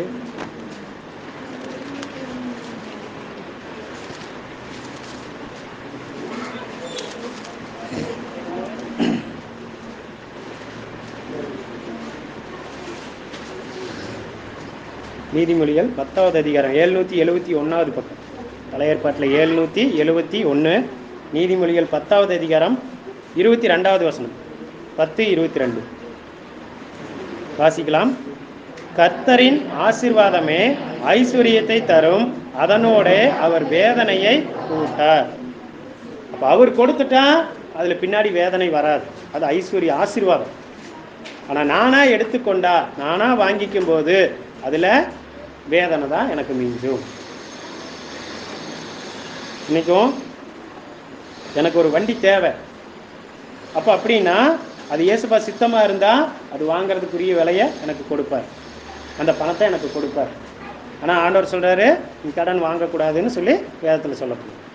அப்போ இன்றைக்கி என்ன செய்கிறாங்க எல்லாரும், எல்லா பொருளுமே இன்றைக்கி என்ன செய்யுது, ஒரு ஃபோன் முதல் கொண்டு அந்த ஹெட்ஃபோன் கூட எல்லாமே இன்றைக்கி என்ன செய்கிறாங்க, தவணை முறையில் கொடுக்குறாங்க. பேங்க் ஸ்டேட்மெண்ட் கொடுத்தா போது எல்லாமே தவணை முறையில் கொடுக்குறாங்க. அப்போது அதை நான் கட்ட முடியல, வாங்கிட்டேன், தவணையில் வாங்கியாச்சு, அப்போ நான் கட்ட முடியல அப்படின்னா அதை அவங்க எடுத்துகிட்டு போயிடுறாங்க. அப்போ அந்த இடத்துல எனக்கு என்ன மிச்சம், வேதனை. ஆனால் கர்த்தரின் ஆசீர்வாதமே ஐஸ்வர்யத்தை தரும், அதனோடு அவர் வேதனையை கூட்ட மாட்டார். இப்போ இன்றைக்கி வேதனை, அது அப்படிப்பட்ட வேதனை இன்றைக்கி பார்க்குறோம். எத்தனையோ பேர் கடன் வாங்கி கட்ட முடியாமல் தற்கொலை பண்ணிக்கிறாங்க, குடும்பமாகவே தற்கொலை பண்ணிக்கிறாங்க. கடன். அப்போ அவர் கொடுத்தா ஆசீர்வாதம், அதில் வேதனையே இருக்காது, அது சந்தோஷமாக இருக்கும். அதாவது அவர் கொடுத்தா அது பழைய வண்டியாக இருந்தாலும் அது எப்படி இருக்கும், நல்லா ஓடும். ஆனால் நான் போய் வாங்கினா அது புது வண்டியாக இருந்தாலும் என்ன செய்யும், அடிக்கடி ரிப்பேர் ஆகிட்டே இருக்கும். அப்போ அதுதான் வேதனை. அவர் சித்தம் இல்லாமல் போகும்போது வேதனை. அப்போ அதுக்காக கூட என்ன செய்யணும், நான் அந்த இடத்துல ஜெபிக்கணும், உபவாசம் இருந்து ஜெபிக்கணும். எதுக்கு, நான் வாங்குகிற ஒவ்வொரு பொருளும் அவருக்கு சித்தமா, அதை அறிஞ்சிக்கிறதுக்காக நான் அப்படி உபவாசம் இருந்து ஜெபிக்கணும். இன்றைக்கி எப்படி இருக்கிறோம், ஏன்னா இந்த கொரோனா லாக்டவுன் வந்தப்போ நிறைய பேர் பாதிக்கப்பட்டாங்க. வேலை இல்லை, 6 மாதம் 1 வருஷம் அப்படி வேலை இல்லாமல் போச்சு, தவணையில். ஏன்னா நல்ல சம்பளம், அப்போ என்னால் முடியும்னு சொல்லி வாங்கிடுறாங்க. ஆனால் அந்த டைமில் யாரும் கட்ட முடியல. எவ்வளோ வேதனை, எத்தனை பேர் கஷ்டப்பட்டாங்க. அந்த பொருள் போயிடுச்சு, அதுக்கு முன்னாடி கட்டின பணம் போச்சு, எத்தனை பேர் தற்கொலை பண்ணினாங்க. அப்போ இதுதான் என் பார்வையில் சரியாக தெரியும், செஞ்சிடலாம், நல்ல சம்பளம் வருது, இது மாதம் இவ்வளவு தானே, நான் கட்டிடலாம் அப்படின்னு. ஆனால் எந்த நேரத்தில் என்ன நடக்குன்னு நமக்கு தெரியாது, அவருக்கு தெரியும், கர்த்தருக்கு தெரியும். அதனால தான் அவர் சொல்கிறார், அவர் கொடுக்காததை நான் இச்சித்து கேட்கக்கூடாது, எனக்கு தேவைன்னா அவர் கொடுப்பார். அவர் கொடுத்தா அது ஆசீர்வாதமாக இருக்கும். ஆனால் நான் தேடி போனால் அதில் வேதனை தான் மீஞ்சும். இன்னொரு வசனம் கூட வசனம், நீதிமொழிகள் 20வது அதிகாரம், நீதிமொழிகள் 20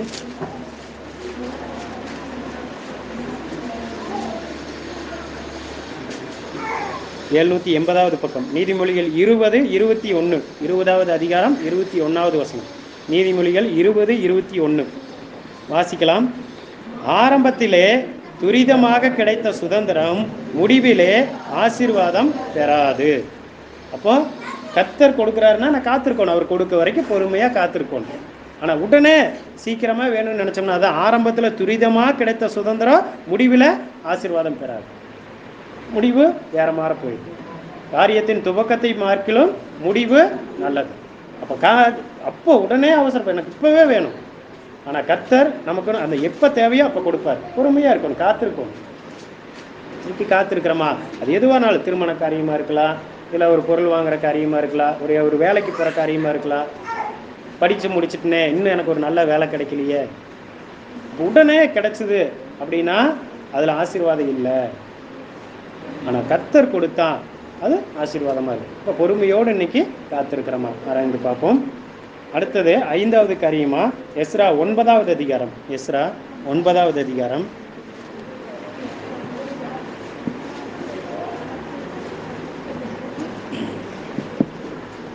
5வது காரியம் எஸ்ரா 9வது அதிகாரம் 2வது வசனம் 3வது வசனம் 2லிருந்து 4 வரைக்கும் வாசிக்கலாம். 600வது பக்கம், பழைய ஏற்பாட்டில் 600வது பக்கம், எஸ்ரா 9வது அதிகாரம் 2லிருந்து 4 வரைக்கும் வாசிக்கலாம்.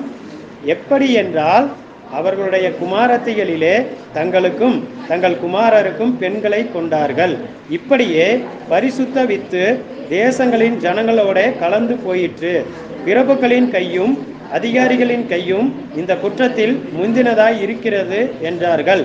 இந்த வர்த்தமானத்தை நான் கேட்ட பொழுது என் வஸ்திரத்தையும் என் சால்வையையும் நான் கிழித்து என் தலையிலும் என் தாடியிலும் உள்ள மயிரை பிடுங்கி திகைத்தவனாய் உட்கார்ந்திருந்தேன். அப்பொழுது சிறையிருப்பில் இருந்த வந்தவர்களுடைய குற்றத்தின் நிமித்தம் இஸ்ரவேலுடைய தேவனின் வார்த்தைகளுக்கு நடுங்குகிற யாவரும் என்னோட கூடிக்கொண்டார்கள். நானோ அந்திப்பலி செலுத்து மட்டும் திகைத்தவனாய் உட்கார்ந்து கொண்டிருந்தேன். இதுலேயும் பார்க்குறோம், அந்திப்பலி செலுத்து மட்டும் சாயங்காலம் செலுத்தக்கூடிய பலி. அப்போ அது வரைக்கும் அவர் என்ன செய்கிறாரு? திகைத்தவராக உட்கார்ந்துட்டு இருக்காரு. அப்படின்னா அது வரைக்கும் அவர் சாப்பிடல. அப்போ அது ஒரு உபவாசம் தான், இது ஒரு உபவாசம். அப்போ எதுக்காக? இப்படியே பரிசுத்த வித்து தேசங்களின் ஜனங்களோட கலந்து போயிற்று. அப்போ அதுக்காக இதை கேட்கும்போது, ஏன்னா ஆண்டவர் சொல்கிறாரு, நீங்கள் கானான் தேசத்துக்குள்ளே போகும்போது அவங்களுடைய வழக்கத்தை நீங்கள் கற்றுக்கொள்ளக்கூடாது. அது கூட வாசிக்கலாம். உபாகமம் 7வது அதிகாரம், உபாகமம் 7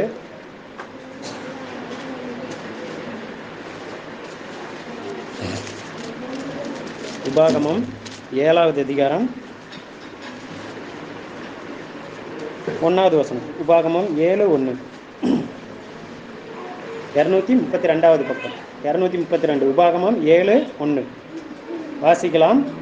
நீ சுதந்திரிக்கு போகிற தேசத்தில் உன் தேவனாகிய கர்த்தர் உன்னை பிரவேசிக்க பண்ணி உன்னை பார்க்கிலும் ஜனம் பெருத்த ஜாதிகளாகிய ஏத்தியர், கிர்காசியர், எமோரியர், கானானியர், பெர்சியர், ஏவியர், எபூசியர் என்னும் 7 பலத்த ஜாதிகளை உனக்கு முன்பாக துரத்தி. அடுத்து 3வது வசனம் வாசிக்கிறோம். அவர்களோட சம்பந்தம் களவாயாக உன் குமாரத்தைகளை அவர்களுக்கு குமாரருக்கு கொடாமலும் அவர்கள் குமாரத்தைகளை உன் குமாரருக்கு கொல்லாமலும் இருப்பாயாக. அன்னைக்கு இஸ்ரவேல் ஜனங்களுக்கு ஆண்டவர் கட்டளை கொடுக்குறார், நீங்கள் கானான் தேசத்தில் போய் சேருவீங்க, ஆனால் அங்கே போனதுக்கப்புறம் இதெல்லாம் நீங்கள் செய்யக்கூடாது. அடுத்து 6வது வசனம் கூட வாசிக்கிறோம். நீ உன் தேவனாகிய கர்த்தருக்கு பரிசுத்த ஜனம், பூச்சக்கரத்தில் உள்ள எல்லா ஜனங்களிலும் உன் தேவனாகிய கர்த்தர் உன்னை தமக்கு சொந்தமாய் இருக்கும்படி தெரிந்து கொண்டார். அப்போ அவருக்கென்று அவருடைய சொந்த ஜனம் அவருக்காக தெரிந்து கொண்டார். அப்போ அவருக்காக தெரிந்து கொண்டார்னா நான் எப்படி இருக்கணும்? நான் பரிசுத்தர் ஆகையால் நீங்களும் பரிசுத்தராய் இருப்பீர்களா, எனக்கு ஏற்ற பரிசுத்தமாய் இருப்பீர்களான்னு சொல்லுவேன். அப்போ அவருக்காக தெரிந்து கொள்ளப்பட்டனா இன்னைக்கு அவருக்கு ஏற்ற பரிசுத்தத்தோடு இருக்கிறனா? அப்போ அந்த ஜனங்கள் என்ன செய்யல? இல்லை, அவங்க என்ன செஞ்சிட்டாங்க? அங்கே இருக்கிற தேசத்து ஜனங்களோட குமாரத்திகளை அவங்க குமாரருக்கு பெண் கொண்டாங்க, இவங்க பெண்களையும் அவங்களுக்கு கொடுத்தாங்க. அப்போ பரிசுத்தமான வித்து பரிசுத்த குலைச்சல் ஆயிடுச்சு. அப்போ அதை கேட்கும்போது எஸ்ராவுக்கு என்ன செஞ்சிச்சு? ஒரு திகைத்து போய் ஒரு துக்கத்தோடு அந்த தலையில் தாடியில் இருக்கிற முடியெல்லாம் பிச்சுட்டு வஸ்திரத்தையெல்லாம் கிழிச்சு அந்த அளவுக்கு அவர் ஆண்டோடைய பாதத்தில் உட்கார்ந்துருந்தார். அப்போ இன்றைக்கும் கர்த்தருடைய பிள்ளைகள் சபையில் விசுவாசிகள் இன்னைக்கு உலகத்தோடு கலந்து போகும்போது, அது தொழிலாக இருக்கலாம், திருமண காரியமாக இருக்கலாம். ஏன்னா திருமண காரியத்தில் சொல்லுவார், அப்போ அவிசுவாசியுடன் பிணைக்கப்படாதிருப்பீர்களா, விசுவாசி அவிசுவாசியுடன் பிணைக்கப்படக்கூடாது. இது திருமணத்தில் மட்டும் இல்லை, ஒவ்வொரு காரியத்திலையும் ஐக்கியமாக இருக்கிறது, நெருக்கமாக இருக்கிற காரியம், ஒரு தொழில் செய்யற காரியம், இது எல்லாமே என்னுடைய ஐக்கியம் யாரோடு இருக்கணும்? கர்த்தருடைய பிள்ளைகளோடு தான் இருக்கணும். அதுதான் ஆண்டவர் எதிர்பார்க்கிறார். அப்போ உலகத்தோடு போகும்போது ஏன் போகக்கூடாதுங்கிறாரு? அவங்க வழக்கத்தை கற்றுக்கொள்வோம். உலகத்தில் இருந்தோம், உலகத்தின் அசுத்தங்கள், பாவம், சடங்காச்சாரம் எல்லாம் தெரிஞ்சுது, எல்லாம் கற்றுக்கொண்டு அதில் தான் நடந்தோம், அதுலேயே பிறந்தோம், அதுலேயே வாழ்ந்தோம். ஆனால் ஆண்டவர் ஒரு நாள் அவருக்கென்று பரிசுத்தமாக நம்மளை தெரிந்து கொண்டார், ரத்தத்தினால கழுவி நம்மளை பரிசுத்தப்படுத்தினார், நம்மளை மீட்டு கொண்டார். அப்போ ஆண்டவர் நமக்கு என்ன கட்டளை கொடுக்குறாரு? மீண்டும் நீ அந்த காரியத்தில் போகக்கூடாது. உலகத்தோடு கலந்து நடக்கும். உலகத்தில் தான் இருக்கிறோம், ஆனால் அவங்களோடு கலந்து இருக்கக்கூடாது. கலந்து இருக்கக்கூடாதுன்னா அவங்களோட ஐக்கியம் இருக்கக்கூடாது, அவங்களுடைய வழக்கங்களை கற்றுக்கொள்ளக்கூடாது. நம்மளுடைய பரிசுத்தம் அவங்களுக்கு தெரியணும்.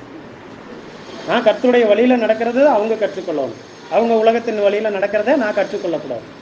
அப்போ இதில் யாருடைய அதை எஸ்ரா சொல்கிறாரு, இதுக்கு யார் காரணமாக இருந்தாங்கன்னா 2வது வசனம் 9:2 பரிசுத்த வித்து ஜெயசனங்களின் ஜனங்களோட கலந்து போயிட்டு பிறப்புகளின் கையும் அதிகாரிகளின் கையும் இந்த குற்றத்தில் முந்தினதாக இருந்தது. அப்போ அங்கே இருக்கிற பிறப்புகளும் அதிகாரிகளும் அவங்களே இதில் முந்தினதாக இருந்தாங்களாமா. அப்போ இன்றைக்கும் கர்த்தருடைய விசுவாசிகள் அந்த வழியில் போகிறதுக்கு இன்னைக்கு நான் காரணமாக இருந்துடக்கூடாது. அப்போ கர்த்தருடைய ஊழியக்காரங்க அப்போ என்ன செய்யக்கூடாது, அன்னைக்கு அதிகாரிகளும் பிறப்புகளும். அப்போ கர்த்தர் என்ன ஒரு இடத்துல ஒரு பொறுப்பில் என்ன வச்சிருக்கிறார். அப்போ நான் அந்த இடத்துல தப்பு செய்யும்போது, நான் மீறி போகும்போது, அப்போ எனக்கு கீழே இருக்கிற விசுவாசிகளும் அதைத்தான் செய்வாங்க.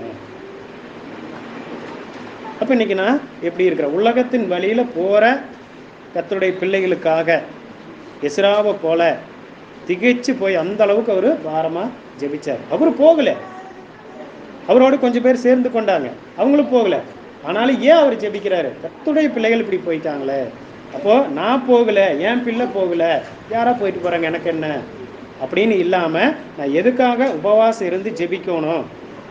கர்த்தருடைய பிள்ளைகள் உலகத்தோடு போய் பாவம் செய்யும்போது, தவறான வழியில் போகிறத பார்க்கும்போது அவங்களுக்காக நான் ஜெபிக்கணும்.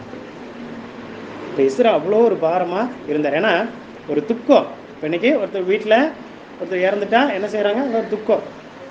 அப்போ அங்கே அவங்க அந்த துக்க வீட்டில் சாப்பாடு செய்ய மாட்டாங்க, சாப்பிட மாட்டாங்க. அப்போ அதே போல் தான் இவர் பார்க்குறோம்.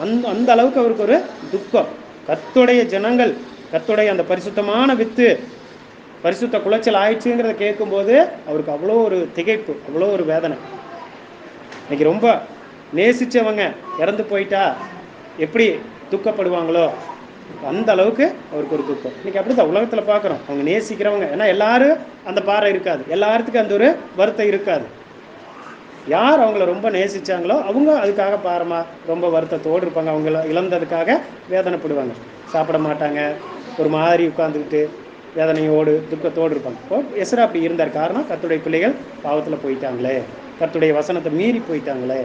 அப்போ ஏன் போயிட்டாங்க, நான் ஜெபிக்கலை. அப்போ இன்றைக்கி அதுக்கு அதிகாரிகளும் பிரபுக்களுக்குமே முன்னதாக இருந்தாங்க அந்த காரியத்தை செய்கிறதுக்கு. அப்போ இன்றைக்கி நான் அப்படி இருக்கு. அப்போ செய்கிறவங்கள ஊக்கப்படுத்தக்கூடாது, உலகத்தின் வழியில் போகிறதுக்கு இன்றைக்கி தட்டி கொடுக்கக்கூடாது. அது தப்புங்கிறத கண்டித்து அவங்க அப்படி போயிடக்கூடாதுன்னு நான் ஜெபிக்கணும். போயிட்டாங்க, அப்போ அது அதுக்கு சரின்னு சொல்லி நான் தீர்ப்பு சொல்லக்கூடாது, அதுக்கு நான் உடந்தையாக இருக்கக்கூடாது. விசுவாசி அவிசுவாசியோடு பிணைக்கப்படுகிறதற்கு நான் என்ன செய்யக்கூடாது, உடந்தையாக இருக்கக்கூடாது. அப்போ அது நம்ம இன்னைக்கு ஆராய்ந்து பார்க்கணும். அப்போ அப்படிப்பட்ட காரியத்துக்காக அவர் ஜெபித்தார். இப்போ இன்னைக்கு நம்ம எப்படி இருக்கிறோம், என்னாகமம் 25, என்னாகமம் 25வது அதிகாரம், என்னாகமம் 25, என்னாகமம் 25 6, 7, 204வது பக்கம், 204வது பக்கம், என்னாகமம் 25 6, 7, 6வது வசனம் 7வது வசனம் வாசிக்கலாம். அப்பொழுது மோசேயும் இஸ்ரவேல் புத்திரராகிய சபையார் அனைவரும் ஆசாரிப்பு கூடார வாசலுக்கு முன்பாக அழுது கொண்டு நிற்கையில் அவர்கள் கண்களுக்கு முன்பாக இஸ்ரவேல் புத்திரரில் ஒருவன் ஒரு மீதியானிய ஸ்திரீயை தன் சகோதரரிடத்தில் அழைத்து கொண்டு வந்தான். அதை ஆசாரியனாகிய ஆரோனின் குமாரனான எலயாசரின் மகன் பினேகாஸ் கண்டபோது அவன் நடு சபையிலிருந்த எழுந்து ஒரு ஈட்டியை தன் கையிலே பிடித்து, அடுத்த வசனம் வாச்சு, இஸ்ரவேலனாகிய அந்த மனிதன் வேசித்தனம் பண்ணும் அறையிலே அவன் பின்னாலே போய் இஸ்ரவேல் மனிதனும் அந்த ஸ்திரீயும் ஆகிய இருவருடைய வயிற்றிலும் ஈட்டி உருவி போக அவர்களை குத்தி போட்டான். அப்பொழுது இஸ்ரவேல் புத்திரரில் உண்டான வாதை நின்று போயிருக்கு. அப்போ அங்க ஒரு தவறான கர்த்தர் வழியை மீறி போறாங்க, அங்க ஒரு வேசித்தனம் நடக்குது. அப்போ பினகாஸ் ஒரு ஆசாரியன், அவருக்கு என்ன வந்துச்சு, அவ்வளோ ஒரு வைராக்கியம். இன்னைக்கு அதுக்காக நம்மளும் அதே போல் ஈட்டி எடுத்துகிட்டு போய் அவங்கள கொல்ல முடியாது. ஆனால் ஆண்டவர் சொல்கிறாரு, அப்படிப்பட்டவங்களுக்காக நான் உபவாசம் இருந்து ஜெபிக்கணும். கர்த்தருடைய பிள்ளைகள் கர்த்தருக்காக பரிசுத்தமா வாழ வேண்டியவங்க அந்த வழியை விட்டு பரிசுத்த குலைச்சல் உண்டாக்குகிற உலகத்தின் வழியில, உலகத்தின் அசுத்தங்கள்ல நடக்கும்போது நான் பார்த்துட்டு வாரத்தோடு உபவாசம் இருந்து ஜெபிக்கணும். அதுதான் ஆண்டவர் எதிர்பார்க்கிறார். நம்ம ஆராய்ந்து பார்ப்போம். அடுத்தது 6வது காரியமா, 2 காரியம் சீக்கிரம் பார்த்துடல, நேரம் ஆயிடுச்சு. 2 நாளாகமம் 20வது அதிகாரம். 2 நாளாகமம் 20.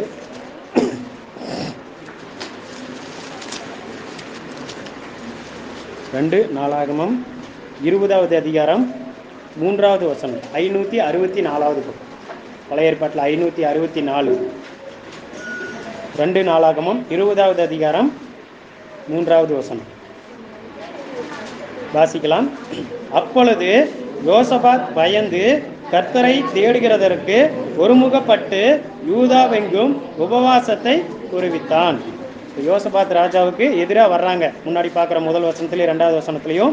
இதற்கு பின்பு மோவாப் புத்திரரும் அம்மோன் புத்திரரும் அவர்களோட அம்மோனியருக்கு அப்புறத்தில் உள்ள மனுஷரோடும் கூட யோசபாத்திற்கு விரோதமாய் யுத்தம் பண்ண வந்தார்கள். அப்போ அதை போய் என்ன செய்கிறாங்க, இப்படி இவங்கெல்லாம் யுத்தத்துக்கு வர்றாங்கன்னு சொல்லி யோசபாத்துக்கு சொல்கிறாங்க. அப்போ அவர் சொல்கிறாரு, அப்பொழுது யோசபாத் பயந்து கர்த்தரை தேடுகிறதற்கு ஒருமுகப்பட்டு யூதாவெங்கும் உபவாசத்தை குறுவித்தான். அப்போ சத்துருக்கள், எனக்கு விரோதமாக வருகிற சத்துருக்கள், எதிரி எனக்கு ஏதாவது ஒன்று செய்யணும், அப்போ என்ன அழிக்கணும்னு நினைக்கிறவங்க. அப்போ அப்படியே யோசபாத் நினைக்கிறாங்க. ஆனால் ஏன் அவர் அந்த இடத்துல பாருங்க, யோசபாத் செஞ்ச காரியம் என்ன, கர்த்தரை தேடுகிறதற்கு ஒருமுகப்பட்டு. அப்போ கர்த்தரை எங்கேயோ தேடாமல் போயிட்டோம், எனக்கு ஆபத்து வருது. ஏன் எனக்கு எதிராக வர்றாங்க, அப்போ எங்கேயோ நான் கர்த்தரை விட்டுட்டேன், கர்த்தரின் வழியில் நடக்காமல் வேற வழியில் போயிட்டேன், அப்போ எனக்கு ஆபத்து வருது. அப்போ உடனே கர்த்தரை தேடுகிறதற்கு ஒருமுகப்பட்டு உபவாசத்தை கூறுறாரு. அப்போ என்ன செய்யுது, அங்கே என்ன நடக்குது? அப்போ அப்படி எல்லாம் இருக்கும்போது அந்த ராஜாக்கள் என்ன ஆகுறாங்க, 22வது வசனம்.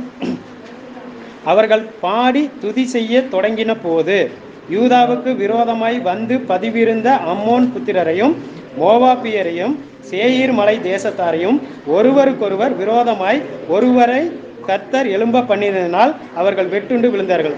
எல்லாம் ஒன்று சேர்ந்து தான் வந்தாங்க. யோசபாத்தை அழிக்கணுன்ட்டு ஒன்றா கூடி வர்றாங்க. அவங்களுக்குள்ளேயே என்னாச்சு, விரோதம். அப்போ அந்த இடத்துல யார், இவங்க யுத்தம் பண்ணவே இல்லை. இவங்க என்ன செஞ்சாங்க, உபவாசம் இருந்தாங்க, கர்த்தரை தேடினாங்க. அப்போ கர்த்தர் யுத்தத்தை நடத்தினார். அப்போ யுத்தம் கர்த்தருடையது, நீங்கள் சும்மா இருப்பீர்களா? அப்போ நான் அவருடைய வழியில் அவர் வழியை விட்டு விலகும் போது எனக்கு ஒரு யுத்தம், ஒரு ஆபத்து வருது. ஆனால் நான் உபவாசம் இருந்து ஜெபிக்கும் போது அந்த யுத்தத்தை கர்த்தர் பார்த்துக்கிறாங்க. அப்போ இவங்க சண்டையே போடலை, அவங்களாவே யாரெல்லாம் விரோதமாக வந்தாங்களோ அவங்களாவே அழிஞ்சு போயிட்டாங்க. அவங்களுக்குள்ளேயே ஒரு விரோதம், அவங்களுக்குள்ளேயே எல்லாம் மாற்றி மாற்றி வெட்டி திறந்து போயிடுறாங்க. இதே சம்பவம் எஸ்தர், அதுலேயும் வாசிக்கலாம். எஸ்தர் 4வது அதிகாரம்.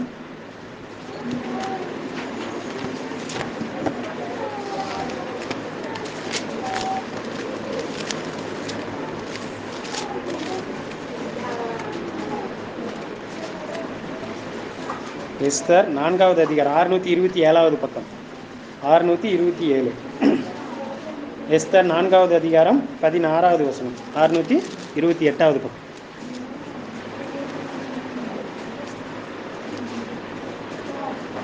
16வது வசனம். 4:16. எஸ்தர் 4:16 வாசிக்கலாம். நீர் போய் சூசானில் இருக்கிற யூதரை எல்லாம் கூடி வர செய்து 3 நாள் அல்லும் பகலும் புசியாமலும் குடியாமலும் இருந்து எனக்காக உபவாசம் பண்ணுங்கள், நானும் என் தாமதிமாரும் உபவாசம் பண்ணுவோம். இவ்விதமாக சட்டத்தை மீறி ராஜாவினிடத்தில் பிரவேசிப்பேன், நான் செத்தாலும் சாகிறேன் என்று சொன்னார். அப்போ எஸ்தர் உபவாசம் இருக்க சொல்லி சொல்கிறாங்க. எதுக்கு? அப்போ யூதரை அழிக்கிறதுக்கு அங்கே ஒரு திட்டம் போடப்பட்டிருக்குது. அதையும் வாசிக்கலாம். 3வது அதிகாரம் 13. 3:13. 627வது பக்கம் வாசிக்கலாம். ஆதார் மாதமான 12ஆம் மாதம் 13ஆம் தேதியாகிய ஒரே நாளிலே சிறியோர் பெரியோர் குழந்தைகள் ஸ்திரீகள் ஆகிய சகல யூதரையும் அழித்து கொன்று நிர்மூலமாக்கவும் அவர்களை கொள்ளையிடவும் அஞ்சனக்காரர் கையிலே ராஜாவின் நாடுகளுக்கெல்லாம் கட்டளைகள் அனுப்பப்பட்டது. பாருங்க, அப்போ அந்த ஒரே நாள் ஒரே நேரம் குறிக்கப்பட்டிருக்கு. அப்போ அந்த நாளில் என்ன செய்யணும்? யூதர் எல்லாரும் அழிக்கப்படணும். அப்போ அப்படிங்கிறது யார்? ஆமானுடைய ஒரு எண்ணம். அப்போ அது ராஜாவுக்கு எப்படியா அவர் சொல்லி ராஜா மூலிமா அந்த முத்திரை முகத்தில் சீல் வைக்கப்பட்டு எல்லா பக்கம் அனுப்பப்படுது. ஒரே நேரத்தில் யூதர்கள் அழிக்கப்படணும். அப்போ இன்னைக்கு இதே போல் என்னை அழிக்கிறதுக்கு இந்த நாள் தேதி குறித்து கூட எனக்கு விரோதமாக சத்துருக்கள் வரலாம். ஏன் இதெல்லாம்? நான் கர்த்தரை ஏதோ ஒரு இடத்துல விட்டுட்டேன்.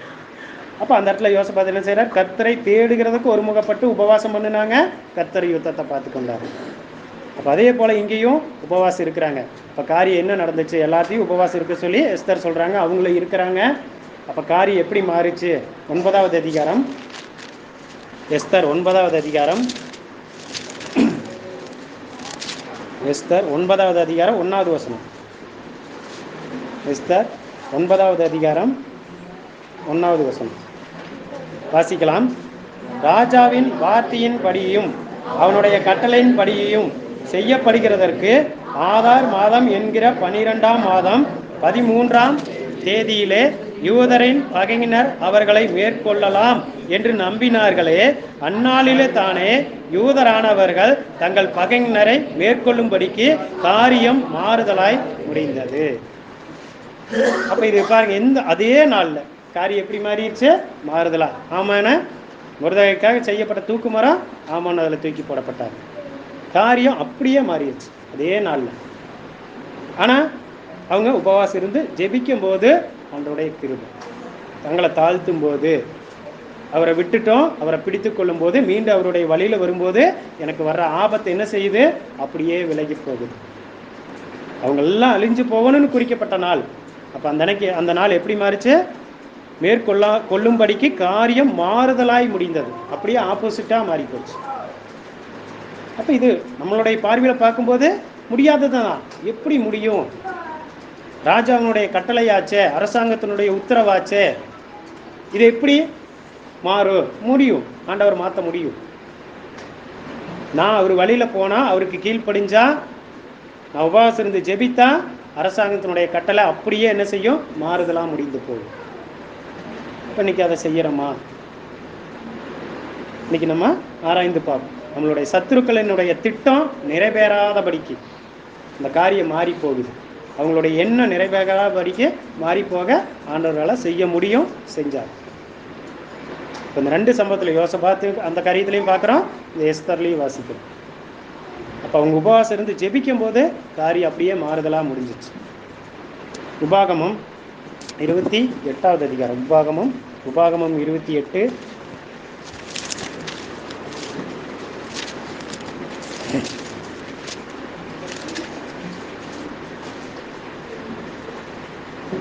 ஏழாவது வசனம், 257வது பக்கம். 257வது பக்கம், உபாகமம் 28 7வது வசனம். 28:7 வாசிக்கலாம். உனக்கு விரோதமாய் எழும்பும் உன் சத்துருக்களை கர்த்தர் உனக்கு முன்பாக முறிய அடிக்கப்படும்படி ஒப்பு கொடுப்பார். ஒரு வழியாய் உனக்கு எதிராக புறப்பட்டு வருவார்கள், 7 வழியாய் உனக்கு முன்பாக ஓடி போவார்கள். அப்போ கர்த்தர் இஸ்ரவேல் ஜனங்களுக்கு கொடுத்த ஆசீர்வாதம், அவருக்கு கீழ்ப்படியும் போது, அவர் வாக்குக்கு செவி கொடுத்து வேதத்தின்படி செம்மையான வழியில் நடக்கும்போது ஆண்டவர் கொடுத்த ஆசீர்வாதம் இது. அப்போ அவர் வழியை விடும்போது நமக்கு ஆபத்து வருது. ஆனால் மீண்டும் அவர் வழியில் பிடித்து கொள்ளும் போது, உபவாசத்தை ஜெபிக்கும் போது இந்தபடி காரியம் மாறுது. ஒரு வழியாக புறப்பட்டு வருவாங்க, 7 வழியாக திரும்பி ஓடிடுவாங்க. அப்போ அந்த அளவுக்கு ஏன் ஆண்டவர் சொல்கிறார், உனக்கு விரோதமாய் எழும்பும் உன் சத்துருக்களை கர்த்தர் உனக்கு முன்பாக முறியடிப்பார். அவரும் முறியடிப்பார். நான் அவங்களோட யுத்தம் பண்ணி, போராடி, வாக்குவாதம் பண்ணி, எதிர்த்து நின்று ஜெயிக்கவே முடியாது. என்னை அழிக்கணும்னு யாரெல்லாம் எனக்கு விரோதமாக இருக்கிறாங்களோ, நான் உபவாசம் இருந்து ஜெபித்து கர்த்தருக்கு பிரியமாக நடந்தார், யுத்தத்தை அவர் பார்த்துக்குவார். இப்போ காரியம் அப்படியே மாறி போகும். என்ன அழிக்க நினச்சவங்க அவங்க அழிஞ்சு போயிடுறாங்க. அப்போ இன்றைக்கி நம்ம எப்படி இருக்கோம்? நம்மளுடைய உபவாசம் எப்படி இருக்கும்? 6 காரியம் இது வரைக்கும் பார்த்தோம். முதலாவது என்னன்னா, கர்த்தருக்கு முன்பாக தாழ்த்தோம். எனக்குள்ளே இருக்கிற பெருமை மேட்டின்மையை ஒழியறதுக்கு நான் உபவாசிக்கணும். 2வது காரியம் எங்களுக்காக, நான் பரிசுத்தமாக வாழ்கிறதுக்கு, பரிசுத்த குலைச்சல் உண்டாக்குகிற உலக காரியங்களுக்கு இடம் கொடுக்காமல் இருக்க, அதுக்கு விலகி இருக்க உபவாசி ஜெபிக்கணும். 3வது காரியம் உங்களுடைய பிள்ளைகள் செவையான வழியில் நடக்கிறதுக்கு நான் ஜெபிக்கணும். 4வது காரியம் பார்த்தோம், நம்மளுடைய பொருள்களுக்காக, கர்த்தருடைய சித்தத்தை அறிந்து கொள்றதுக்காக உபவாசம் இருந்து ஜெபிப்போம். அடுத்தது 5வது காரியம் பார்த்தோம். விசுவாசிகள், அதாவது கர்த்தருடைய பிள்ளைகள் உலகத்தின் வழியில் போகிறத பார்க்கும்போது, தப்பு செய்யும் போது, பாவத்தில் போகும்போது அதுக்காக உபவாசம் இருந்து ஜெபிப்போம். 6வது காரியம் பார்த்தோம். சத்துருக்களின் திட்டம் என் மேலே நிறைவேறாது இருக்கணும்னா நான் உபவாசம் இருந்து ஜெபிக்கணும். கடைசியாக 7வது காரியம், யோனா 3வது அதிகாரம். யோனா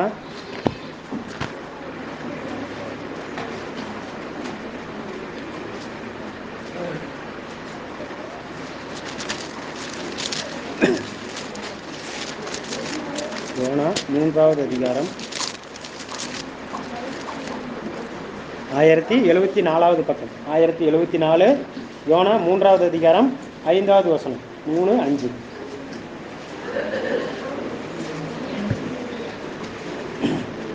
1074வது பக்கம், யோனா 3வது அதிகாரம் 5வது வசனம். வாசிக்கலாம்.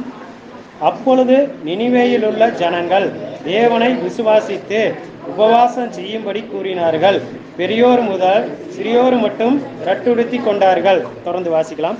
இந்த செய்தி நினிவேயின் ராஜாவுக்கு எட்டின போது அவன் தன் சிங்காசனத்தை விட்டு எழுந்து தான் உடுத்தியிருந்த உடுப்பை கலற்றி போட்டு ரட்டை உடுத்தி கொண்டு சாம்பலிலே உட்கார்ந்தான். மேலும் ராஜா தானும் தன் பிரதானிகளும் நிர்ணயம் பண்ணின கட்டளையாக நினிவேயில் எங்கும் மனுஷரும் மிருகங்களும் மாடுகளும் ஆடுகளும் ஒன்றும் ருசி பாராதிருக்கவும் மேயாமலும் தண்ணீர் குடியாமலும் இருக்கவும். அப்போ போய் இதுக்காக கட்டளையிடுறாரு. எதுக்காக? நினிவேயில் இருக்கிற ஜனங்கள் அவ்வளோ பாவம், அவ்வளோ கொடுமையாக நடந்துட்டாங்க. அது வான பரியந்த எட்டுச்சு. அப்போது கர்த்தர் என்ன செஞ்சார்? அந்த நினிவே பட்டணத்தை அழிக்கிறதுக்கு அவர் சித்தமாக இருந்தார். அப்போ யோனாவை அனுப்புகிறார் போய் சொல்ல சொல்லி. அவரோ போக மாட்டேங்கிறாரு. அப்புறம் எப்படியோ பிடிவாதமாக போய் 3 நாள் பிரயாணம் போகணும். ஆனால் 1 நாள் போய் சொல்கிறார். அப்போ அதை கேட்ட உடனேயும் ஜனங்கள் என்ன செய்கிறாங்க? உபவாசம் இருந்து ஆடு மாடு எல்லாம் உபவாசம் இருந்து ஜெபிக்கிறாங்க. அப்போது கர்த்தர் அவங்களுக்கு செய்ய நினைச்சதை செய்யாமல் விட்டார். வாசிக்கலாம். 10வது வசனம் 3:10 வாசிக்கலாம். அவர்கள் தங்கள் பொல்லாத வழியை விட்டு திரும்பினார்கள் என்று தேவன் அவர்களுடைய கிரியைகளை பார்த்து தாம் அவர்களுக்கு செய்வேன் என்று சொல்லியிருந்த தீங்கை குறித்து மனஸ்தாபப்பட்டு அதை செய்யாது. அவங்க உபவாசம் இருந்தாங்க. எதுக்கு? மனம் திரும்புறது. கர்த்தருக்கு விரோதமாக செஞ்ச பாவத்திலிருந்து மனம் திரும்புறதுக்காக உபவாசம் இருந்தாங்க. மனம் திரும்பினாங்க. அதை யார் பார்த்தாங்க? கர்த்தர் பார்த்தார். அவங்களுடைய கிரியைகளில் அதை பார்த்தார். தேவன் அவர்களுடைய கிரியைகளை பார்த்து, முதல்ல அவங்களுடைய கிரியைகளை பார்த்து அழிக்க நினைச்சார். ஆனால் உபவாசம் இருந்து ஜெபித்தாங்க, மனம் திரும்பினாங்க. அப்போ அதுக்கப்புறம் அவங்களுடைய கிரிகளை பார்த்து மனஸ்தாபப்பட்டு செய்யாமல் இருந்தார். அப்போ இன்னைக்கு நான் மனம் திரும்புகிறோமா? மனஸ்தாபப்படுகிறோம். ஐயோ தப்பு பண்ணிட்டோமே, கர்த்தர் வசனத்தை மீறி நடந்துட்டோமே அப்படின்னு சொல்லி. ஆனால் மனம் திரும்புறதுன்னா என்ன? மீண்டும் அதை செய்யக்கூடாது. எதில் மனஸ்தாபப்பட்டமோ, எதில் கர்த்தருக்கு விரோதமாக நடந்துட்டேன்னு சொல்லி நான் மனஸ்தாபப்பட்டனோ அதை மனம் திரும்பணும். அதான் சொல்ற, பாவத்தை மறைக்கிறவன் வாழ்வடையான், அறிக்கை செஞ்சு விட்டு விடுகிறவனோ இரக்கம் பெறுவான். அப்போ நான் விட்டு விடணும். மனம் திரும்புறதுன்னா என்ன? மீண்டும் அதை செய்யக்கூடாது. மனஸ்தாபப்படுகிறேன், ஆனால் மீண்டும் என்ன செய்கிறேன்? என் கிரியில் அதே காரியம் இருக்கு. போய் பேசக்கூடாது, பேசுகிறேன், இருதயம் அடிச்சுக்குது, மன்னிப்பு கேட்குறேன், மனஸ்தாபப்படுகிறேன், ஆனால் மனம் திரும்புகிறோமா? மீண்டும் பேசாமல் இருக்கிறோமா? அதுதான் ஒவ்வொரு காரியம் எதுவானாலும் சரி கர்த்தருக்கு விரோதமாக நடக்கிற காரியம். அப்போ இங்கே நான் எதுக்காக உபவாசம் இருக்கணும்? நான் மனம் திரும்பணும். நான் மனம் திரும்பினதை யார் பார்க்கணும்? தேவன் பார்க்கணும். என்னுடைய கிரியையில் அது வெளிப்படணும். முதல்ல இருந்த இப்போ அதை செய்கிறது. மனம் திரும்பிட்டேன். அவங்க ஆண்டவர் அறியாமல் இருந்தாங்க, பாவத்தில் இருந்தாங்க. அப்போ அங்கே தேவனை அறிஞ்சு தேவனை விசுவாசித்தாங்க, உபவாசம் இருந்தாங்க. அப்போ அவங்களுக்குள்ள ஒரு மனம் திரும்புதல் வந்துச்சு. அவங்க வாழ்க்கை மாறிச்சு, அவங்க கிரிகளில் அது வெளிப்பட்டுச்சு. இன்றைக்கி என்னுடைய கிரிகளில் அது வெளிப்படணும். அப்போ தேவன் பார்க்குறாங்க. நான் அதுக்காக உபவாசிக்கிறேன். இன்றைக்கி எதுக்காக உபவாசிக்கிறேன்? நான் மனம் திரும்புறதுக்காக உபவாசிக்கிறோமா? மத்தேயு 4வது அதிகாரம். மத்தேயு 4வது அதிகாரம்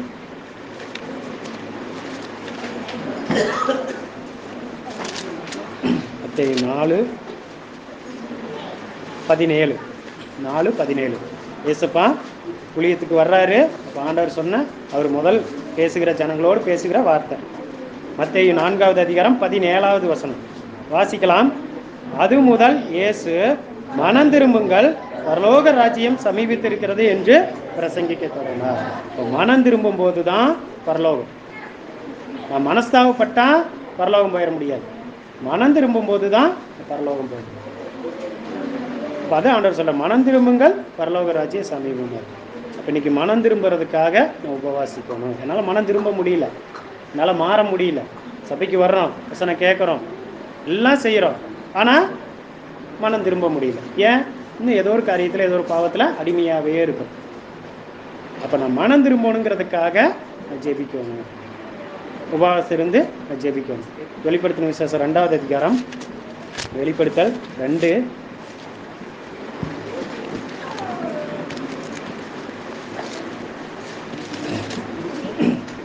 334வது பக்கம். வெளிப்படுத்தின விசேஷம் 2வது அதிகாரம் 5வது வசனம், 2:5 வாசிக்கலாம். ஆகையால் நீ இன்ன நிலைமையிலிருந்து விழுந்தாய் என்பதை நினைத்து மனம் திரும்பி ஆதியில் செய்த கிரியைகளை செய்வாயாக. இல்லாவிட்டால் நான் சீக்கிரமாய் உன்னிடத்தில் வந்து நீ மனம் திரும்பாத பட்சத்தில் உன் விளக்குத்தண்டை அதனிடத்திலிருந்து நீக்கி விடுவேன். இன்ன நிலைமையில் இருந்து விழுந்தாய் என்பதை நினைத்து மனம் திரும்பி ஆதியில செய்த கிரியைகளை செய்யும். அப்ப என்ன சொல்றாரு எபேசு சபையில? அந்த ஆதியில கொண்டிருந்த அன்பை விட்டாய் என்று உன் பேரில் எனக்கு குறையும். அப்ப ஆரம்பத்தில் ரட்சிக்கப்பட்ட புதுசுல கர்த்தர் மேல இருந்த அன்பு, அன்புன்னு என்ன? அன்பு இருந்துச்சுன்னா எல்லாமுக்கும் கீழ்ப்படியும். அப்ப அன்பு இல்லை, அன்பு குறைஞ்சு போச்சுன்னா கீழ்ப்படிதலும் குறைஞ்சிடும். அப்ப அதுதான் ஆதியில கொண்டிருந்த அன்பு. அப்ப அதுதான் குறைங்கிறார் ஆண்டவர். அப்ப நீ மனம் திரும்பு, மீண்டும் ஆதியில செஞ்ச கிரியைகளை செய்ய. ஆரம்பத்துல செஞ்ச, ஆரம்பத்துல இருந்தா கீழ்ப்படிஞ்ச, ஆனா இன்னைக்கும் குறைஞ்சிருக்குது. அப்ப எதுல குறைஞ்சிருக்குது? அதுக்கு என்ன செய்யணும்? உபவாசம் இருக்கும்போது தான் அந்த குறையை உணர்ந்து நம் மனம் திரும்பணும். மனம் திரும்பி ஆதியில செஞ்ச கிரியைகளை செய்வாயாக. அப்ப இன்னைக்கு மனம் திரும்புறதுக்காக நான் என்ன செய்யணும்? உபவாசம் இருக்கும். கசந்துருவோம், மனஸ்தாபப்படுவோம். ஐயோ தப்பு பண்ணிட்டோமே, இப்படி பேசிட்டனே அப்படின்னு எல்லாம். ஆனால் மனம் திரும்புறதுன்னா மீண்டும் அதை செய்யக்கூடாதுங்கிறாரு. அது நம்மளால முடியாது. ஆனால் இயேசுப்பாட்ட கேட்கும்போது, உபவாசம் இருந்து ஜெபிக்கும் போது ஆண்டவர் அந்த கிருபையை கொடுப்பார் நமக்கு. அப்போ ஆண்டவர் இந்த 3.5 வருஷம் இந்த பூமியில் ஊழியம் செய்யும்போது அவர் யாருக்கு விரோதமாக எந்த காரியம் செய்யலை. காரணம் என்ன? அவர் ஆரம்பத்திலேயே 40 நாள் உபவாசம் இருந்தார், பிதாவின் சித்தத்தை அறிந்து கொண்டார், ஒவ்வொரு காரியத்திலையும் அவர் சித்தத்தின்படி நடந்தார். அப்போ அவருக்கு அங்கே எந்த இடத்துலையும் குறையில்லை, யாருக்கு விரோதமாக அவர் எந்த வார்த்தையும் பேசலை, எந்த காரியம் செய்யலை. அப்போ அவர் மனஸ்தாபப்பட வேண்டிய காரியம் அவருக்கு இல்லை. இன்றைக்கி ஏன் நம்ம அப்படி இருக்கிறோம்? நிறைய நேரம் மாம்சமாக போயிடும், மாம்சமாக பேசுகிறோம், மாம்சமாக செய்கிறோம், மாம்சமாக நடந்து கொள்கிறோம். அப்போ அங்கே என்ன ஆகுது? பாவம் வந்துடுது, விரோதம் வந்துடுது, ஏதோ ஒரு காரியம் மனஸ்தாபப்பட வேண்டிய சூழ்நிலை. ஐயோ இப்படி ஆயிடுச்சு. ஆனால் மனம் திரும்புகிறோமா? மனஸ்தாபப்படுகிறோம், மனம் திரும்பணும். இப்போ ஆதியில் செஞ்ச கிரியில செய்யணுங்கிறார். இப்போ ஆதியில் ஏன் செஞ்சோம்? அன்பு இருந்துச்சு. இப்போ அன்பு குறைஞ்சி போச்சு. இப்போ ஆராய்ந்து பார்ப்போம். மனம் திரும்ப இன்னைக்கு சபையில் இருக்கிறோம், சபைக்கு தான் வருகிறோம். ஆண்டவர் சொல்கிறார், ஆதியில் கொண்டிருந்த அன்பை நீ விட்டுக்க. இன்னைக்கு ஏன் அந்த அன்பு குறைஞ்சி வச்சுன்னா, உலகம் அந்த அன்பை குறைச்சிருச்சு. தேவனோடு இருக்கிற ஐக்கியத்தை இன்னைக்கு உலகத்தோடு ஐக்கியமாக இருக்க போயிடுச்சு, கொண்டு போயிடுச்சு நம்மளை. அப்படி அதில் மனம் திரும்பணும். எதில்? அவரை விட்டு போகணும். எந்த காரியம் அவருடைய அன்பை விட்டு என்னை தூரமாக கொண்டு போச்சு. இப்போ அதை ஆராய்ந்து பார்த்து நம்ம ஒப்பு கொடுப்போம். பார்த்தோம் உபவாசம் எதுக்கெல்லாம் இருக்கணும்னு சொல்லி நம்ம ஆராய்ந்து பார்ப்போம். 7 காரியம் பார்த்தோம். அப்போ இதில் இன்றைக்கி நம்ம உபவாசிக்கிறோமா? இன்றைக்கி நம்ம உபவாச ப்ரேயர், இந்த 3 நாள் உபவாச கூடுகைங்கிறோம். ஆனால் அதில் கூட என்ன செய்கிறோம்? இன்றைக்கி நம்ம முடியறதில்லை, இருக்க முடியாதுனால இன்றைக்கி சூழ்நிலைகள் அப்படி ஆயிடுச்சு. சரீர பலவீனம் ஏதோ காரணம். ஆனால் ஆண்டவர் கிருபை கொடுப்பார். நம்ம அவருக்காக இருக்கும்போது அவர் நிச்சயமாக நமக்கு கிருபை கொடுப்பார். அப்போ எதுக்கெல்லாம் உபவாசம் இருக்கும்னு ஆண்டவர் இந்த நாளில் நம்ம கற்றுக் கொடுத்துருக்கார். நமக்கு இருக்கிற எல்லாத்துக்குள்ளும் குறை இருக்குது. இப்போ வசனத்தை சொல்கிறதுனால நான் இதெல்லாம் சரியாக இருக்கிறேன்னு சொல்ல முடியாது. எல்லோரும் குறை இருக்குது. ஆண்டவர் பேசியிருக்கிறார். அப்போ என்ன செய்யணும்? நம்ம எல்லோரும் அந்த வார்த்தைக்கு ஒப்பு கொடுக்கும்போது வருகிற நாட்கள்லையும், ஏன்னா பரலோகராஜ்யம் சமீபத்திருக்குதுங்கிறார். அப்போ மனம் திரும்பி நம்ம இப்போ பார்த்த எல்லா காரியத்திலையும் என்ன செய்யணும்? மனம் திரும்பணும். எதுக்கெல்லாம் உபவாசம் இருந்தோமோ, ஆனால் ஆண்டவர் இன்னைக்கு இதுக்கெல்லாம் இருங்கிறாரு. இனி மனம் திரும்பி அப்படிப்பட்ட காரியத்துக்கு உபவாசம் இருக்கும். உலகத்துக்காக உபவாசித்தோம், இனி பரலோகத்துக்காக உபவாசிக்கணும். ஒப்பு கொடுத்து நம்ம ஜெபிப்போம்.